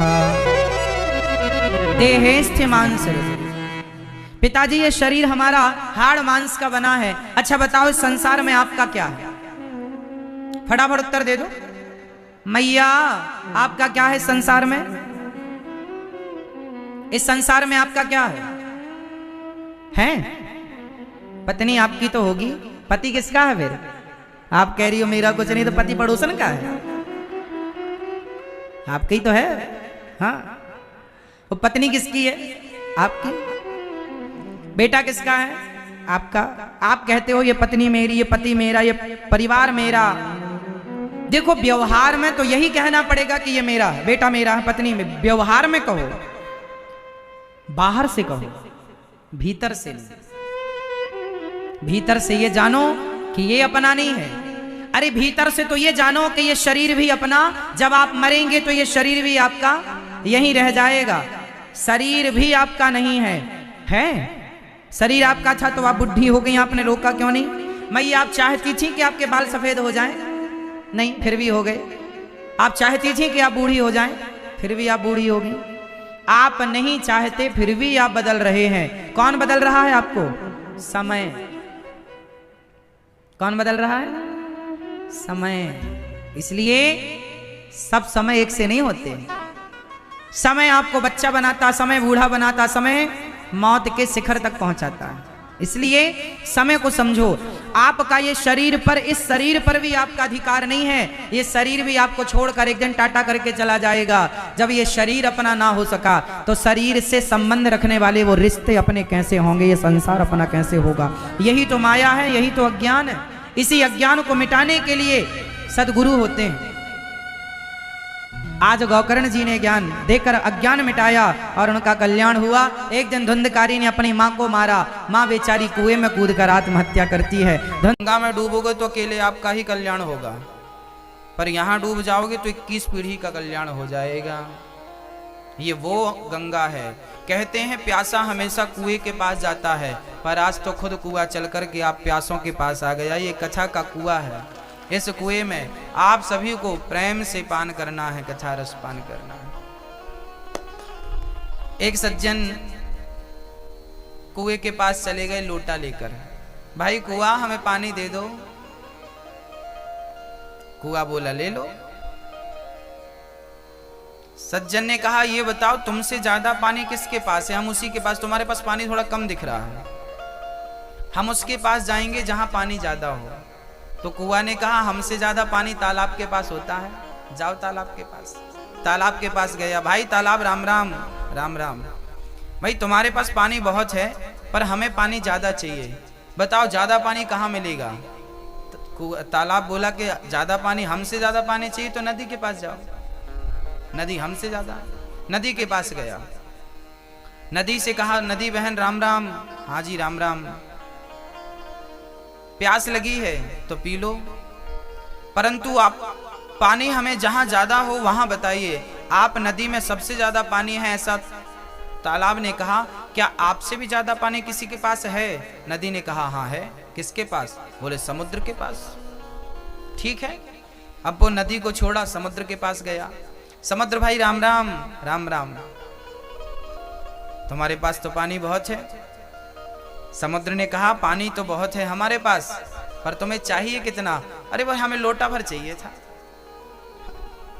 समुद्र ने कहा, तुम बेकार आए हमारे पास, लोटा भर चाहिए था तो कुआं ही दे देता। हमारे पास पानी तो बहुत है देने को, बस आप अपना पात्र देखिए कि आपके पात्र में शक्ति कितनी है, थामने की क्षमता कितनी है। ये गंगा तो, कथा की गंगा तो सागर जितनी बड़ी है भक्तों। आप अपना पात्र देखिए कि आपके पास पात्र कितना है इस गंगा में जल को धारण करने का। आपके हृदय में ज्ञान को, भक्ति को, वैराग्य को धारण करने का आपका पात्र कितना बड़ा है। जितना बड़ा पात्र आपके अंदर होगा उतना ही अधिक जल का आप संग्रह कर पाएंगे, उतना ही ज्ञान का, उतना ही भक्ति का, उतने ही वैराग्य का संग्रह कर पाएंगे। नहीं तो बेकार है, समुद्र के पास जाना बेकार हो गया। हाँ बोलो राधे राधे। भक्तों, कल की कथा में हमने सुना कि राजा परीक्षित को 7 दिन में मरने का श्राप लगा। सच कहता हूं, राजा परीक्षित को जब श्राप लगा तो राजा परीक्षित थोड़ी देर के लिए डर गए। क्या करें क्या करें, 7 दिन में मरना है। राजा तुरंत गंगा के किनारे गए जहां सुखदेव जी का आगमन हुआ। सुखदेव जी को प्रणाम किया और सुखदेव जी से एक ही प्रश्न किया कि गुरुदेव, जिसे जल्दी मरना हो उस व्यक्ति का कर्तव्य क्या है? उस व्यक्ति को क्या करना चाहिए जिसे जल्दी मरना हो? ये प्रश्न बड़ा गंभीर है और ये प्रश्न केवल परीक्षित का है ऐसा नहीं।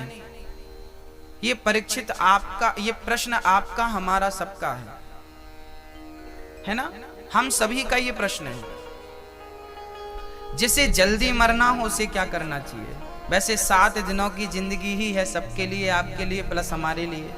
8वां दिन किसी के लिए नहीं होता, इसलिए हम सभी को इन 7 दिनों में ही आना है और इन 7 दिनों में ही जाना है। सुखदेव जी कहते हैं, राजन चिंता ना करो, आपको घबराने की जरूरत नहीं। राजा खटवांग को 2 घड़ी में मरना था। खटवांग नाम के एक राजा थे। खटवांग कौन थे? राम के पूर्वज, राम के पूर्वज हुए हैं श्री खटवांग। उनके, वो देवताओं के साथ गए थे राक्षसों से युद्ध करने। जब युद्ध में विजय प्राप्त हुई तो खटवांग ने इंद्र से कहा कि प्रभु, इंद्र ने कहा, राजा जी आपके पराक्रम से, आपके त्याग से और आपके इस योग्यता से हम बड़े प्रभावित हुए हैं। हम आपको कुछ देना चाहते हैं, वरदान मांगिए, क्या चाहते हैं आप? तब खटवांग ने कहा कि बस आप इतनी कृपा करो, बस ये बता दो कि मुझे मरना कब है, मेरी मृत्यु कब है, बस ये मुझे बताओ। ठीक है। तुरंत इंद्र ने यमराज को कहा कि प्रभु खटवांग की मृत्यु कब है, बस ये बता दीजिए।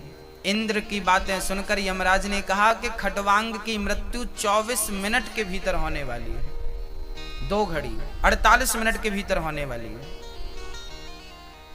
आपके पास केवल 48 मिनट शेष बचे हैं, 2 घड़ी बची हैं। अब राजा इंद्र की बातें सुनकर खटवांग तुरंत स्वर्ग से मृत्यु लोक आ गए।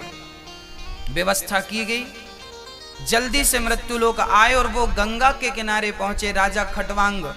और उस 48 मिनट में उन्होंने क्या किया कि अपने मन को अपनी पत्नी से हटाकर अपने पुत्र से हटाकर, अपने धन से हटाकर, अपने राज्य सिंहासन से हटाकर, अपने अहंकार से हटाकर, काम से, क्रोध से, लोभ से, मोह से हटाकर और अपने मन को 48 मिनट के लिए राम के चरणों में आपने लगा दिया, नारायण के चरणों में आपने अपना मन लगा दिया।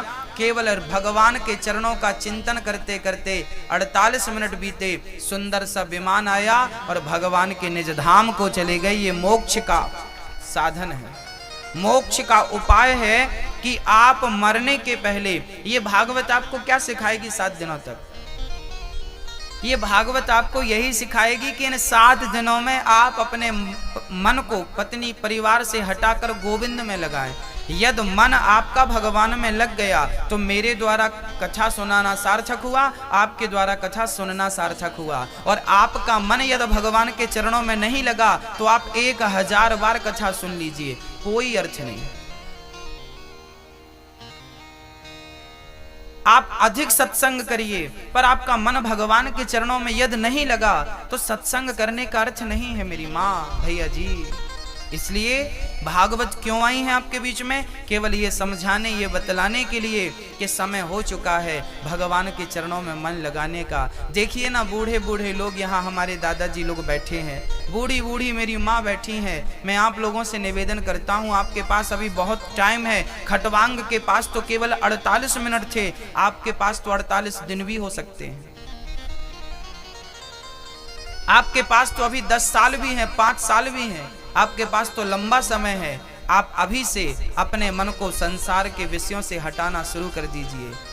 अभी से प्रयास करेंगे तो हटेगा, नहीं तो आखिरी वक्त तक हट नहीं पाएगा। फिर वही आपके मन के कारण आपकी अधोगति होगी। उसी मन के कारण फिर पुनरपि जननम, पुनरपि मरणम, पुनरपि जननी जठरे शयनम, फिर जन्म, फिर मृत्यु के जो गोल सर्कल है, गोल चक्कर है ना, इसमें ही हम उलझे रहते हैं। कई जन्मों से उलझे हैं, अभी तक हमें खबर नहीं है कि कितने जन्म हो गए इस मोह माया के चक्कर में। कितने जन्म हो गए हमारे, कितने जन्म बर्बाद हो चुके हैं इस कामनाओं के कारण, फिर भी हम समझने को तैयार नहीं। क्या करें भक्तों, अभी भी आपके पास समय है, जाग जाइए। राजा परीक्षित सुखदेव जी से कहते हैं, प्रभु मैं क्या करूं कि मेरा उद्धार हो जाए? सुखदेव जी बोले, चिंता ना करो, जिसे जल्दी मरना हो उसे एक बात का विशेष ख्याल रखना चाहिए। बोले क्या ख्याल? बोले कम सोना है, कम खाना है। वरीयाने से ते प्रश्न कृतो लोक हितम नृपा। हे राजन, आपने जन कल्याण के लिए बड़ा ही उत्तम प्रश्न किया है। निद्रया ह्रियते नक्तम व्यवायेन चवावया दिवाचार्थे हया राजन कुटुंब भरणेन वा। सबसे पहले तो निद्रया ह्रियते नक्तम, अपनी निद्रा का परित्याग करो। कम से कम, जितने बूढ़े लोग बैठे हैं आप कम सोइए, सुबह जल्दी जाग जाइए, क्योंकि अब एक दिन ऐसा आएगा कि सोना ही है। और उस नींद में जब सोएंगे ना तो कोई उठा ना सकेगा। कबीरा सोकर क्या करे, कबीरदास जी कह रहे हैं, कबीरदास जी गा रहे हैं कि कबीरा सोकर क्या करे, उठकर जपो मुरारी। एक दिन तो है सोवना लंबे पैर पसारी। एक दिन ऐसी नींद में सो जाएंगे आप और हम के कोई उठाना चाहेगा तो भी उठा ना पाएगा, हम उठना चाहेंगे तो भी उठ ना पाएंगे। अभी से सोने का अभ्यास ना करिए। उठ जाग मुसाफिर भोर भई, अब रैन कहाँ तू सोवत है। जो सोवत है वो खोवत है, जो जागत है वो पावत है। ये बुढ़ापा, बाल पक गए, दाढ़ी पक गई, दांत गिर गए, ये समय सोने का नहीं है, ये समय जागने का है। अभी नहीं जागे तो याद रखना ये मानव का तन निकल गया, जीवन समाप्त हो गया, जाग नहीं पाओगे।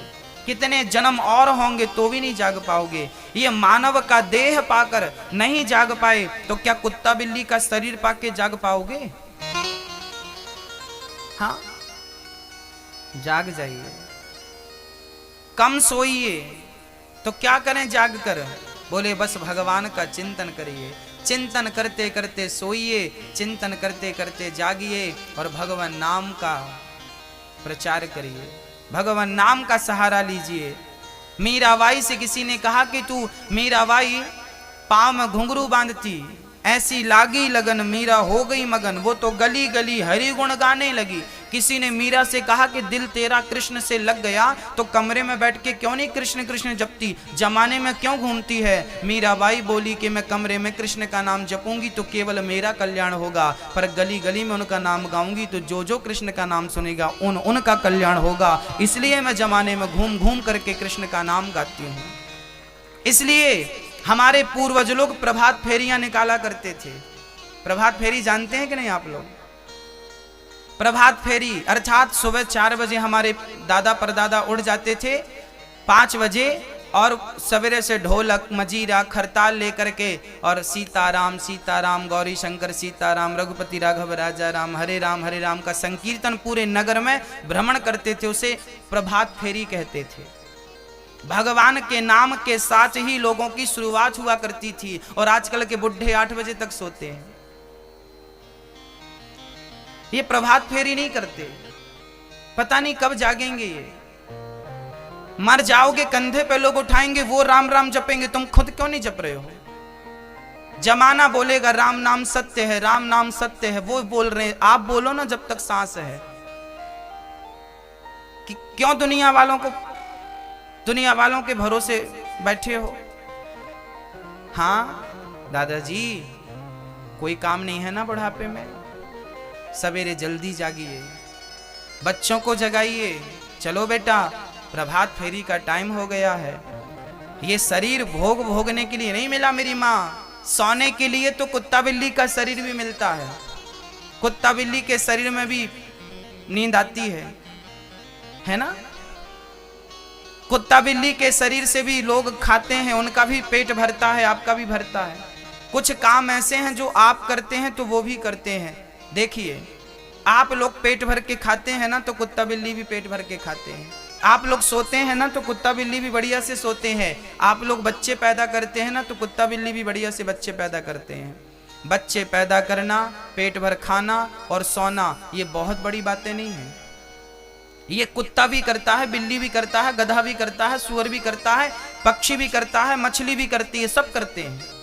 खाना पीना सोना 3 काम सब करते हैं। परंतु मानव का तन पाकर के केवल ईश्वर की प्राप्ति आप ही कर सकते हैं। व्रत अनुष्ठान, भगवान का कीर्तन संकीर्तन नाम जब सब आप कर सकते हैं। कुत्ता बिल्ली भगवान को नहीं पा सकते, केवल मानव के तन से ही उस ईश्वर को पाया जा सकता है। और इस तन को पाकर उसको नहीं पाया तो इस तन को पाना बेकार है। हाँ, उठिए जल्दी से, प्रभात फेरी शुरू करिए, अपनी परंपराओं को याद रखिए। हाँ, कीर्तन करिए, बच्चों के संस्कार बनेंगे, नगर का वातावरण शुद्ध होगा। जहां कीर्तन होगा वहां का वातावरण कुछ और ही होता है। कीर्तन करिए, रामायण पढ़िए, बच्चों को कथाएं सुनाइए, जहां बैठिए तो भगवान की चर्चा करिए। बकवास करते रहते हैं, फलाना ऐसा फलाना वैसा, क्या करना जमाने से? आपको क्या फायदा हो रहा है आपका? पड़ोसी की चर्चा करने से क्या मिल रहा है आपको? क्यों करते हो किसी की चर्चाएं? चर्चा करना है तो केवल गोविंद की। याद रखना, इस दुनिया में यदि कोई अच्छा है तो वो कौन है बताओ? इस संसार में, इस सृष्टि में कोई अच्छा है तो उसका नाम बताओ, कौन है वो अच्छा? अच्छा यदि कोई है तो केवल मेरे कन्हैया, मेरे राम। उनसे अच्छा कोई हो तो आप बताओ। सबसे अच्छे मेरे कन्हैया हैं, सबसे अच्छे मेरे राम हैं। और सबसे बुरा कौन है? कौन है बोलो दादाजी? इस संसार में सबसे बुरा मेरी माँ। ओ मेरी माँ, जरा ध्यान दो। इस संसार में सबसे बुरा यदि कोई है तो कौन है वो? बोलो, आप बताओ, कौन है वो? मैया जी, ओ मैया, बैठ जाओ मेरी माँ। इतने लेट आई थी, कहाँ चले गई थी माँ? हाँ,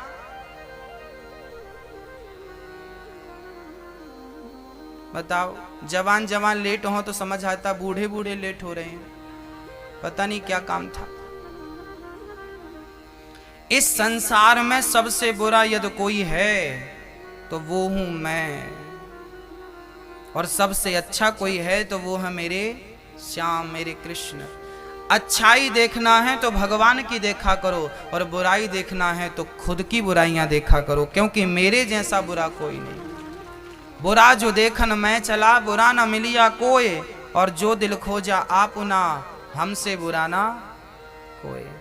आप कहती हो ना सास बहुत बुरी है, सास बुरी नहीं है। यदि आप बुराई देख रहे हैं तो बुराई आपके भी भीतर है। आप कहते हैं फलाना व्यक्ति बहुत बुरा है, यदि आप सुठा लिया कि किसी आदमी को कहो ये आदमी बहुत बुरा है, माना कि वो बुरा है, पर कभी अपने हृदय में झांक कर देखो जो बुराई उसके भीतर है, क्या वो बुराई आपके भीतर नहीं है? यदि वो 10% बुरा है तो आप भी तो 2-5% बुरे होंगे।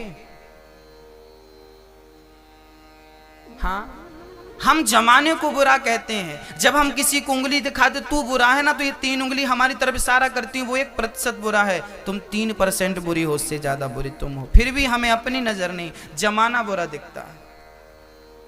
हाँ, समय मत गवाइए। ये जो समय है ना, और समय भी कितना मिला है आपको, केवल 100 साल।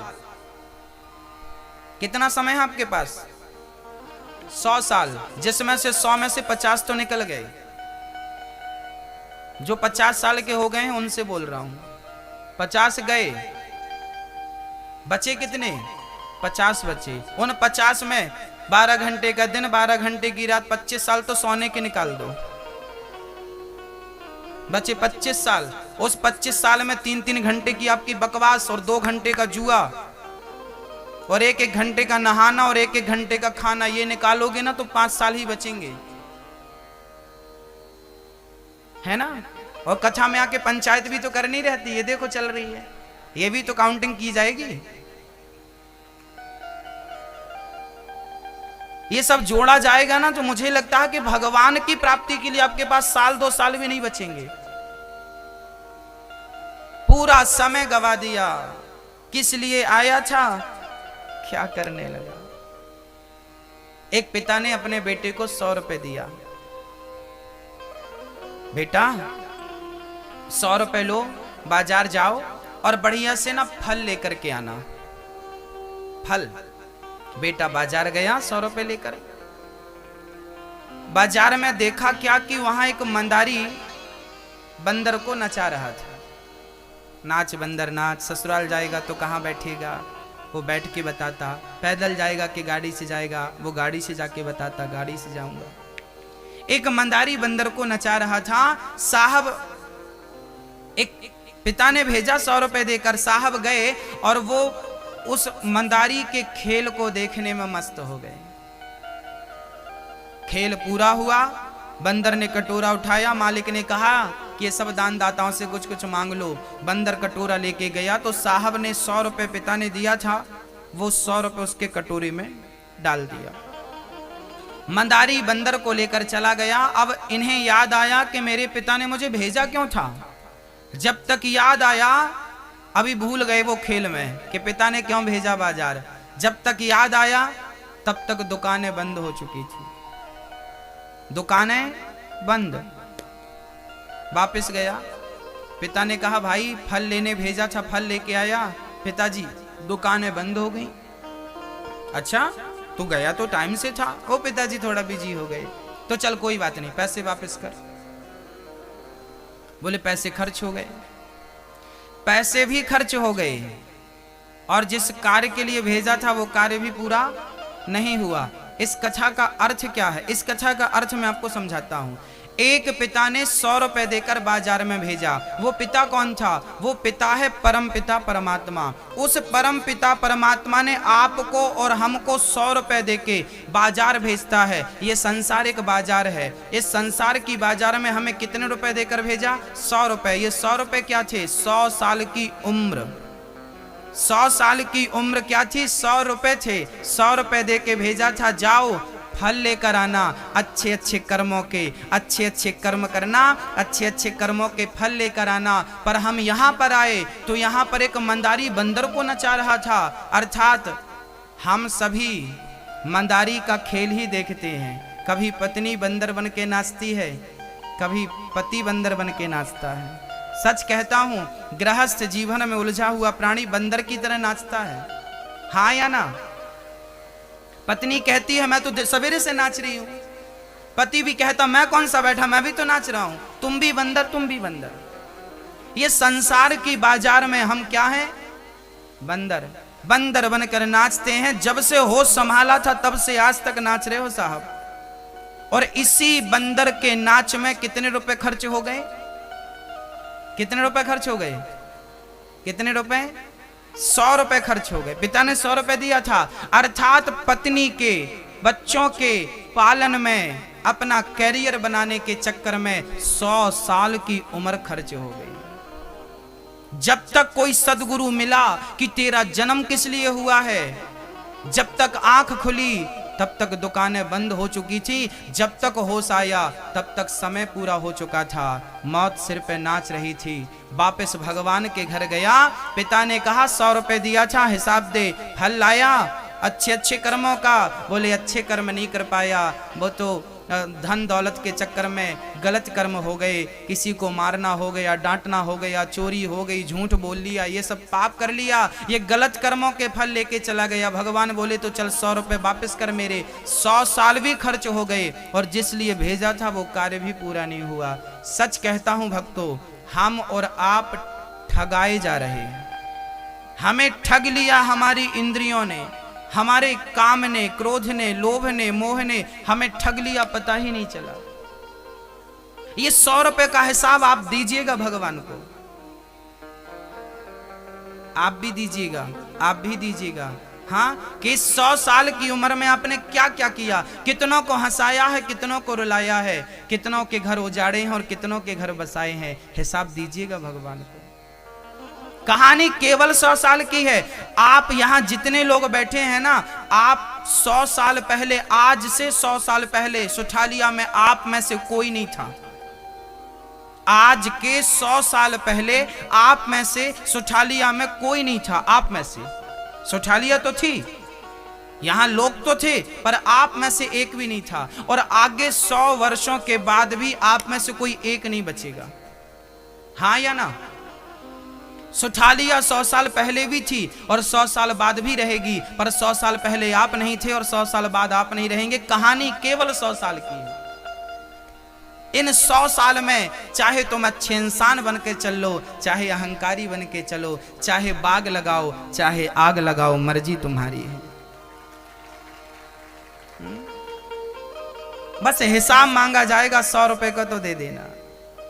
इसलिए मैं निवेदन कर रहा हूं कि भगवान की प्राप्ति इस शरीर से हो सकती है, कुत्ता बिल्ली पशु पक्षी के शरीर से नहीं। इसलिए जागो और भगवान का चिंतन करने लग जाओ। प्रभात फेरियां शुरू कर दो, भगवान का नाम लेना शुरू कर दो। वही नाम सत्य है, बाकी सब मिथ्या है। निंदा चुगली करके अपना समय जाया ना करो। हाँ, किस प्रकार भक्ति करें? तब सुखदेव जी कहते हैं कि तस्मात् भारत सर्वात्मा भगवान ईश्वरो हरि श्रोतव्यः कीर्तितव्यश्च स्मर्तव्यश्चेच्छिता भयम्। क्या करना है? तस्मात् भारत सर्वात्मा, सब में भगवान का दर्शन करने की आदत बनाओ। भक्तों, मैया जी, भगवान का दर्शन कहाँ करो? सब में करो। सीय राम मैं सब जग जानी, करहूं प्रणाम जोर जुग पानी। सब में उस परमपिता परमात्मा का दर्शन करने की आदत बनाओ। बताइए भगवान कहाँ है? मैया जी, ओ मैया, बताओ भगवान कहाँ है? कहाँ है भगवान? मैया बताओ कहाँ है? अच्छा दादाजी आप बताओ भगवान कहाँ है? कहाँ रहते हैं भगवान? कहाँ? यहाँ? यहाँ रहते हैं? सही, तो चलो एक्सरा करा लेते हैं। यदि हैं तो फिर एक्सरा में आ जाएंगे ना? नहीं आएंगे? नहीं आएंगे। क्या हनुमान जी ने एक बार छाती फाड़ के दिखाया था? उस जमाने में एक्सरा नहीं था ना, इसलिए छाती फाड़नी पड़ी। आज तो सुविधाएं हैं, फाड़ने की जरूरत नहीं पड़ेगी। तो आपको क्या लगता है भगवान यहां रहते हैं? ना, नहीं, भगवान यहां नहीं रहते। तो कहां रहते हैं? मंदिर में? ना, मंदिर में भी नहीं रहते। तो कहां रहते हैं? तीर्थों में? ना, तीर्थों में भी नहीं रहते। तो कहां रहते हैं? कण कण में? ना, कण कण में भी नहीं रहते। फिर भगवान कहां रहते हैं? भगवान ना तो हृदय में रहते हैं, ना मंदिर में, ना तीर्थों में, ना किसी एक स्थान में रहते हैं। तो भगवान कहां रहते हैं? बोले भगवान तो भक्त के विश्वास में है। यदि विश्वास है तो भगवान है, और विश्वास नहीं है तो भगवान कहीं नहीं है। विश्वास है तो सर्वत्र है, विश्वास है तो ये पत्थर भगवान है, विश्वास है तो ये स्त्री भगवान है, विश्वास है तो ये पुरुष भगवान है, विश्वास है ये कुत्ता भगवान है, विश्वास है तो सब भगवान है। और विश्वास नहीं है तो रावण तो राम के सामने खड़ा था, कहता था ये वनवासी मेरे से लड़ेगा। रावण को विश्वास नहीं था तो वो राम को भी मनुष्य समझता था। और भगवान को विश्वास से देखा जाए तो पत्थर में भी वो ईश्वर नजर आने लगता है। ये विश्वास का सब्जेक्ट है। मंत्र जाप मम दृढ़ विश्वासा, और पंचम भजन सुवेद प्रकाशा। विश्वासो ही फलदायक, गीता भी कह रही है। ईश्वर की भक्ति विश्वास पर आधारित होती है। इसकी पहली सीढ़ी विश्वास ही है। और विश्वास है तो ईश्वर सर्वव्यापी है, सर्वत्र है। और नहीं है तो फिर कहीं नहीं है, वो चले जाओ जमाने में। हाँ? इसलिए मैं निवेदन करूंगा कि सबसे पहले तो उस राम नाम पर विश्वास रखिए, उस कृष्ण नाम पर यकीन रखिए। कई लोगों को भगवान पर भी संदेह होता है। ईश्वर, आज क्लियर कर दूं, ईश्वर श्रद्धा का विषय है, संदेह का विषय नहीं है। ईश्वर अतर्क है, रामचरितमानस में लिखा ईश्वर अतर्क है। उस अतर्क ईश्वर को तर्क से नहीं जाना जा सकता। तर्क करने वालों से भक्त हार जाया करता है, लेकिन भगवत प्राप्ति के समय पे वो हारा हुआ भक्त ईश्वर की प्राप्ति में जीत जाया करता है। वो तर्क करने वालों से हार। अब आप हमसे प्रश्न करें कि भगवान कहां है, सबूत दीजिए, तो हम सबूत आपको प्रामाणिक रूप से कैसे देंगे? हम आपसे यही कहेंगे कि भगवान को देखा नहीं जा सकता। अब आप कहेंगे कि है तो दिखाओ, तो फिर हम आपसे कहेंगे कि हवा है तो आप दिखा दो। हम आपसे प्रश्न कर देंगे कि आपके अंग में दर्द होता है, तो क्या आप दर्द को दिखा सकते हैं? दर्द को दिखाया नहीं जा सकता। सिर में दर्द, कमर में दर्द, हाथ में दर्द तो है, पर दिखाया नहीं जा सकता। परंतु दिखाया नहीं जा सकता इसका अर्थ ये नहीं कि वो है नहीं, वो है पर दिखता नहीं, वो महसूस होता है। और होगा भी किसे? बोले जिसे दर्द होगा उसे महसूस होगा। ऐसे ही जो भक्ति करेगा उसी को परमात्मा का एहसास होगा, वही महसूस कर सकेगा। अब आप तर्क करें कि नहीं नहीं नहीं, हमें फिर वहां हमें हारना पड़ेगा। आपके तर्क के सामने भक्त को हारना पड़ेगा। यदि आपको विश्वास नहीं है और तर्क पे तर्क पे तर्क कर रहे हैं तो वहां हम हार जाएंगे, क्योंकि ईश्वर तर्क का सब्जेक्ट नहीं है, ईश्वर श्रद्धा का सब्जेक्ट है। यदि श्रद्धा है, विश्वास है, तो ईश्वर यही है। प्रहलाद ने कहा था इस खंबे पर भगवान है, तो प्रहलाद का वचन मिथ्या ना हो, इसलिए भगवान को खंबा चीर कर प्रकट होना पड़ा। और भक्त के वचन को भगवान ने सत्य किया, केवल इसलिए किया कि कहीं मेरे भक्त का वचन मिथ्या ना हो जाए। और भगवान उस खंबे पे नहीं थे, भगवान तो प्रहलाद के विश्वास में थे। विश्वास ही फलदायक है। तो मेरी मां, भगवान की भक्ति विश्वास से की जाए। उस भक्ति में कोई तर्क, कुतर्क, अविश्वास ना हो। भरी सभा में द्रौपदी की लाज लूटनी चाहिए। विश्वास से हाथ उठाया कि पति भले ना आए, गुरु भले ना आए, पितामह भीष्म भले ना आए, पर मैं अपने कृष्ण को पुकारूंगी तो विश्वास से पुकारा द्रौपदी ने कि जमाना भले ना सुने पर मेरा दीनानाथ जरूर सुनेगा। और भक्त के विश्वास को मेरे कन्हैया ने टूटने नहीं दिया। यदि विश्वास है तो भगवान आएंगे। हाँ जी, जरूर आएंगे। केवल विश्वास रखिएगा, अपना विश्वास आखिरी वक्त तक टूटने मत दीजिएगा, है ना। कि मत हो न मन बावरे उदास, ये सांवरा जरूर आएगा। दिल में रखना विश्वास, ये सांवरा जरूर आएगा। आएगा मेरा सांवरा, दिल से बुला के देख। आने वाले में देर नहीं है मेरी माँ, आने वाला तैयार खड़ा है, बुलाने वाले की देर है। आप बुला कर देखो। जगन्नाथ जी तो हाथ फैलाए खड़े हैं। जगन्नाथ जी कैसे खड़े हैं जानते हो? ऐसे खड़े हैं, मानो जगन्नाथ जी कह रहे हैं कि मैं तुझे गले लगाने को तैयार हूं, बस तू मेरे दर पे आकर तो दिखा, मैं तो तैयार बैठा हूं। वो तैयार हैं, रेडी हैं, बस आपकी देर है। आप एक बार कह तो दीजिए कि कन्हैया मैं तेरा, तू मेरा। एक बार आप समर्पण कर दीजिए। हम लोग ना पूरी जिंदगी में समर्पण नहीं कर पाते, कह नहीं पाते कि कन्हैया हम तेरे और तू मेरा।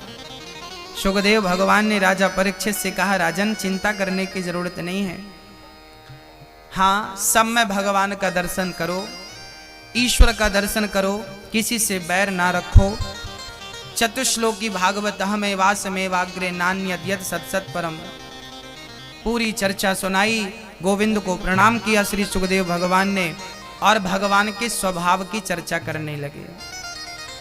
भगवान का स्वभाव कैसा है? एक बार भगवान शांति दूत बनकर गए थे दुर्योधन के पास। दुर्योधन से कहा कि दुर्योधन, पांडवों को कम से कम 5 गांव तो दे दो रहने के लिए। दुर्योधन बोला, कन्हैया 5 गांव क्या, मैं सुई की नोक बराबर जगह भी देने को तैयार नहीं हूं। नहीं दिया दुष्ट ने, भगवान पर टूट पड़ा, उलझ गया। पितामह ने समझाया, बाद में भगवान को मनाने लगा, कन्हैया मेरी माँ ने आपके लिए 56 भोग बनाए हैं, ग्रहण कर लीजिए, खा लीजिए। भगवान ने कहा, दुर्योधन यदि आपके अंदर मेरे प्रति प्रेम होता, श्रद्धा होती तो मैं आपके यहाँ भोजन जरूर करता, पर आपके अंदर श्रद्धा नहीं है, इसलिए मैं आपके घर भोजन नहीं कर सकता। भोजन वहां किया जाता है जहां खिलाने वाले के हृदय में प्रेम हो या खाने वाले के पेट में भूख हो। ना तो आपके पेट में भूख है, ना मेरे पेट में भूख है, ना तो आपके हृदय में प्रेम है, इसलिए मैं आपके घर भोजन नहीं करूंगा। तो कहाँ करेंगे? मेरा निमंत्रण विदुरानी के घर है। दुर्योधन के 56 भोग को त्याग कर भगवान विदुरानी के घर गए और विदुरानी से कहने लगे, माँ बड़ी भूख लगी है। तो माँ चूल्हे पर देखती है तो साग पक रही थी सूखी, अब वो साग तो खिला नहीं सकती, तो पके पके केला तोड़ कर ले आई बगीचे से और केला छीलती जाती, छिलका भगवान को देकर फल को छिलका समझकर फेंकती जाती और भगवान को छिलका देती जाती। अब भगवान का स्वभाव देखिए जरा कि भगवान ने छिलकों को लेकर के उन्हें खाना शुरू कर दिया। अरे वो भाव में डूब गई प्रभु, पर आपको तो होश था। भगवान ने कहा कि जब मेरा भक्त प्रेम में और भाव में डूबता है तो मैं भी उसके प्रेम और भाव में डूब जाता हूँ। मुझे पता ही नहीं कि मैं क्या खा रहा हूँ। भक्त ने खिलाया छिलका, भगवान ने छिलके खा लिए। तब तक विदुर जी मेवा मिष्ठान लेकर आए। अरे देवी क्या किया? भगवान को छिलके खिला दिए, पहली बार घर आए छिलका खिला दिया और बढ़िया सी थाली पर मेवा मिष्ठान सजाया और विदुरानी ने परोसा। कन्हैया ने खाते हुए कहा, काका जी जो स्वाद मुझे इन छिलकों में आया है वो आपके मेवा मिष्ठान 56 भोग में नहीं है। क्यों? क्यों नहीं है? क्योंकि भाव का भूखा हूं मैं और भाव ही एक सार है। भाव से भज ले मुझे तो भव से बेड़ा पार है। हमें भाव चाहिए और वो भाव विदुरानी के छिलकों में था। इस कथा से हमें क्या शिक्षा मिली? इस कथा से हमें सीख ये मिल रही है कि भगवान सोना चांदी हीरा मोती रसगुल्ला रसमलाई इमरती का भूखा नहीं है। भगवान को कोई छिलका भी खिलाए और श्रद्धा और प्रेम से खिलाए तो भगवान छिलका भी खाने को तैयार है। भगवान को कोई झूठे बेर खिलाए तो श्रद्धा से वो बेर भी खाने को तैयार है। भगवान को कोई प्रेम से सूखे चावल खिलाए तो वो चावल भी खाने को तैयार है। चावल खाए सुदामा के, बेर खाई सबरी के और छिलके खाए विदुरानी के, इसलिए तो भगवान कहलाए हैं ना भक्तों। न जाने कौन से गुण पर दयानिधि रीझ जाते हैं, यही सदग्रंथ कहते हैं, यही हरि भक्त गाते हैं। कृपा की ना होती जो आदत तुम्हारी तो सोनी ही रहती अदालत तुम्हारी। गरीबों के दिल में जगह तुम ना पाते तो किस दिल में होती हिफाजत तुम्हारी। कन्हैया कौन करता हम पतितों पर कृपा? यदि आप कृपा ना करते तो हम पतितों पर कृपा करता कौन? हमें तो पता भी नहीं कि आप तक पहुंचने का मार्ग क्या है, साधन क्या है, नियम क्या है। ना यज्ञ करना आता, ना पूजा करना आता, भक्ति करना भी तो नहीं आता। हे प्रभु तारो ना तारो मर्जी तुम्हारी। तेरे दर पे आ गए हैं, बस आ गए हैं। अब पकड़ो ना पकड़ो, तारो ना तारो, आप देखो। या तो डुबा दो या तो पार लगा दो। प्रभु हम तो शरण में आपकी हैं, हमें कुछ नहीं आता। ना पूजा करना, ना पाठ करना, ना यज्ञ करना, ना जप करना। अरे हम तो कामी क्रोधी लोभी प्राणी हैं, हमसे तो प्रेम करना भी नहीं आता। हम में कोई गुण नहीं है ना, हम में कोई योग्यता नहीं है। आपको पाने की जितनी योग्यता भक्तों में थी उनमें से 1% भी योग्यता हमारे भीतर नहीं है। हम इतने योग्य हैं ही नहीं कि हम अपने कन्हैया को प्राप्त कर सकें। मीरा कितनी योग्य थी, सब कुछ छोड़ दिया था और गोविंद का नाम गाती, इतना प्रेम करती। उस प्रेम का 1% भी हमारे भीतर नहीं है, उस त्याग का 1% भी हमारे भीतर नहीं है, उस भक्ति का 1% भी हमारे भीतर नहीं है। हमें तो लगता है कि हम आपके योग्य कहीं से कहीं तक नहीं है, पर विश्वास जरूर है कन्हैया कि यदि आप बनाना चाहें तो आप मुझे अपने योग्य तो बना ही सकते हैं। माना कि मैं आपके योग्य नहीं हूं, पर आप कृपा करें तो आप मुझे अपने योग्य बना सकते हैं। मुझे नहीं पता कि आपकी प्राप्ति की योग्यता क्या है। जो योग्यता आप चाहते हैं वो योग्यता आप मुझे दे दीजिए, अपने योग्य बना लीजिए, अपने चरणों से लगा लीजिए। हे प्रभु हम तो केवल प्रार्थना कर सकते हैं। हाँ, सूरदास जी महाराज एक बार गड्ढे में गिर गए। गड्ढे में गिरे, बहुत प्रयास किया पर गड्ढा बड़ा था, ऊपर चढ़ नहीं पाए। तो वहीं पर खरताल लेकर के और कीर्तन करने लगे, हरे कृष्ण कृष्ण कृष्ण हरे हरे, श्री कृष्ण का जाप करने लगे श्री सूरदास जी महाराज। तभी भगवान छोटे से बच्चे के रूप में आए और सूरदास तो अंधे थे ना, वो चढ़ नहीं सकते थे ना, और जंगल में भयंकर आंधी चल रही थी। भला भक्त की रक्षा करने कौन आता? तब भगवान ही चले आए और भगवान ने कहा, बाबा मैं गाय चरा के जा रहा था, आपकी कीर्तन सुनी चलाया, एक काम करो मेरा हाथ पकड़ लो और मैं आपको ऊपर निकाल लेता हूं, आप गिर गए हो ना। बाबा बोले, हाँ बालक मैं गिर गया हूं, तो आओ मेरा हाथ पकड़ लो। सूरदास जी ने कहा, बेटा मुझे नहीं पता कि तेरा हाथ कहाँ है, क्योंकि मैं तो अंधा हूं ना। मुझे नहीं पता कि तेरा हाथ किस दिशा में है, कहाँ है, पर तुझे तो पता है ना कि मेरा हाथ कहाँ है। मैं तेरा हाथ क्या पकड़ूंगा, तू ही पकड़ ले मेरा हाथ। बस भक्तों, मैं ही वो अंधा हूं और मैं ही वो संसार के कुएं में गिरा हुआ प्राणी हूं, और मैं भला भगवान को कहां ढूंढता फिरूंगा। मुझे क्या पता कि उनका हाथ कहां है, पर उन्हें तो पता है ना कि मेरा हाथ कहां है। कन्हैया मेरे अंदर आपको पकड़ने की क्षमता नहीं है, सच कहता हूं। यदि आप पकड़ोगे तो ही पार लगूंगा, नहीं डूब जाऊंगा। कृपा करोगे तो पार लगूंगा, नहीं काबिलियत नहीं है, योग्य नहीं हूं मैं, अयोग्य हूं। अब कबीर सूरदास जी का हाथ पकड़ा, भगवान ने ऊपर लाकर खड़ा कर दिया।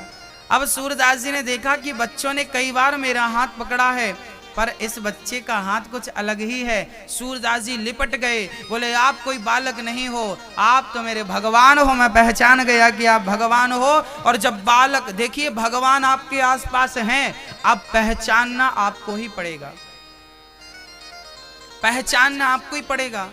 हाथ पकड़ लिया सूरदास जी ने, लिपट गए उनके चरणों से। तब बालक भगवान के रूप में आ गए। सूरदास जी को हृदय से लगाया, मेरे कन्हैया ने तुमने पहचान लिया। अनेक रूप रूपाया विष्णवे प्रभु विष्णवे। भगवान के एक रूप नहीं है मेरी माँ, अनेक रूप है। अनेक रूपों में वो किस रूप में आ जाए हमें नहीं पता। विदुरानी के छिलके खाते हैं, प्रेम हो तो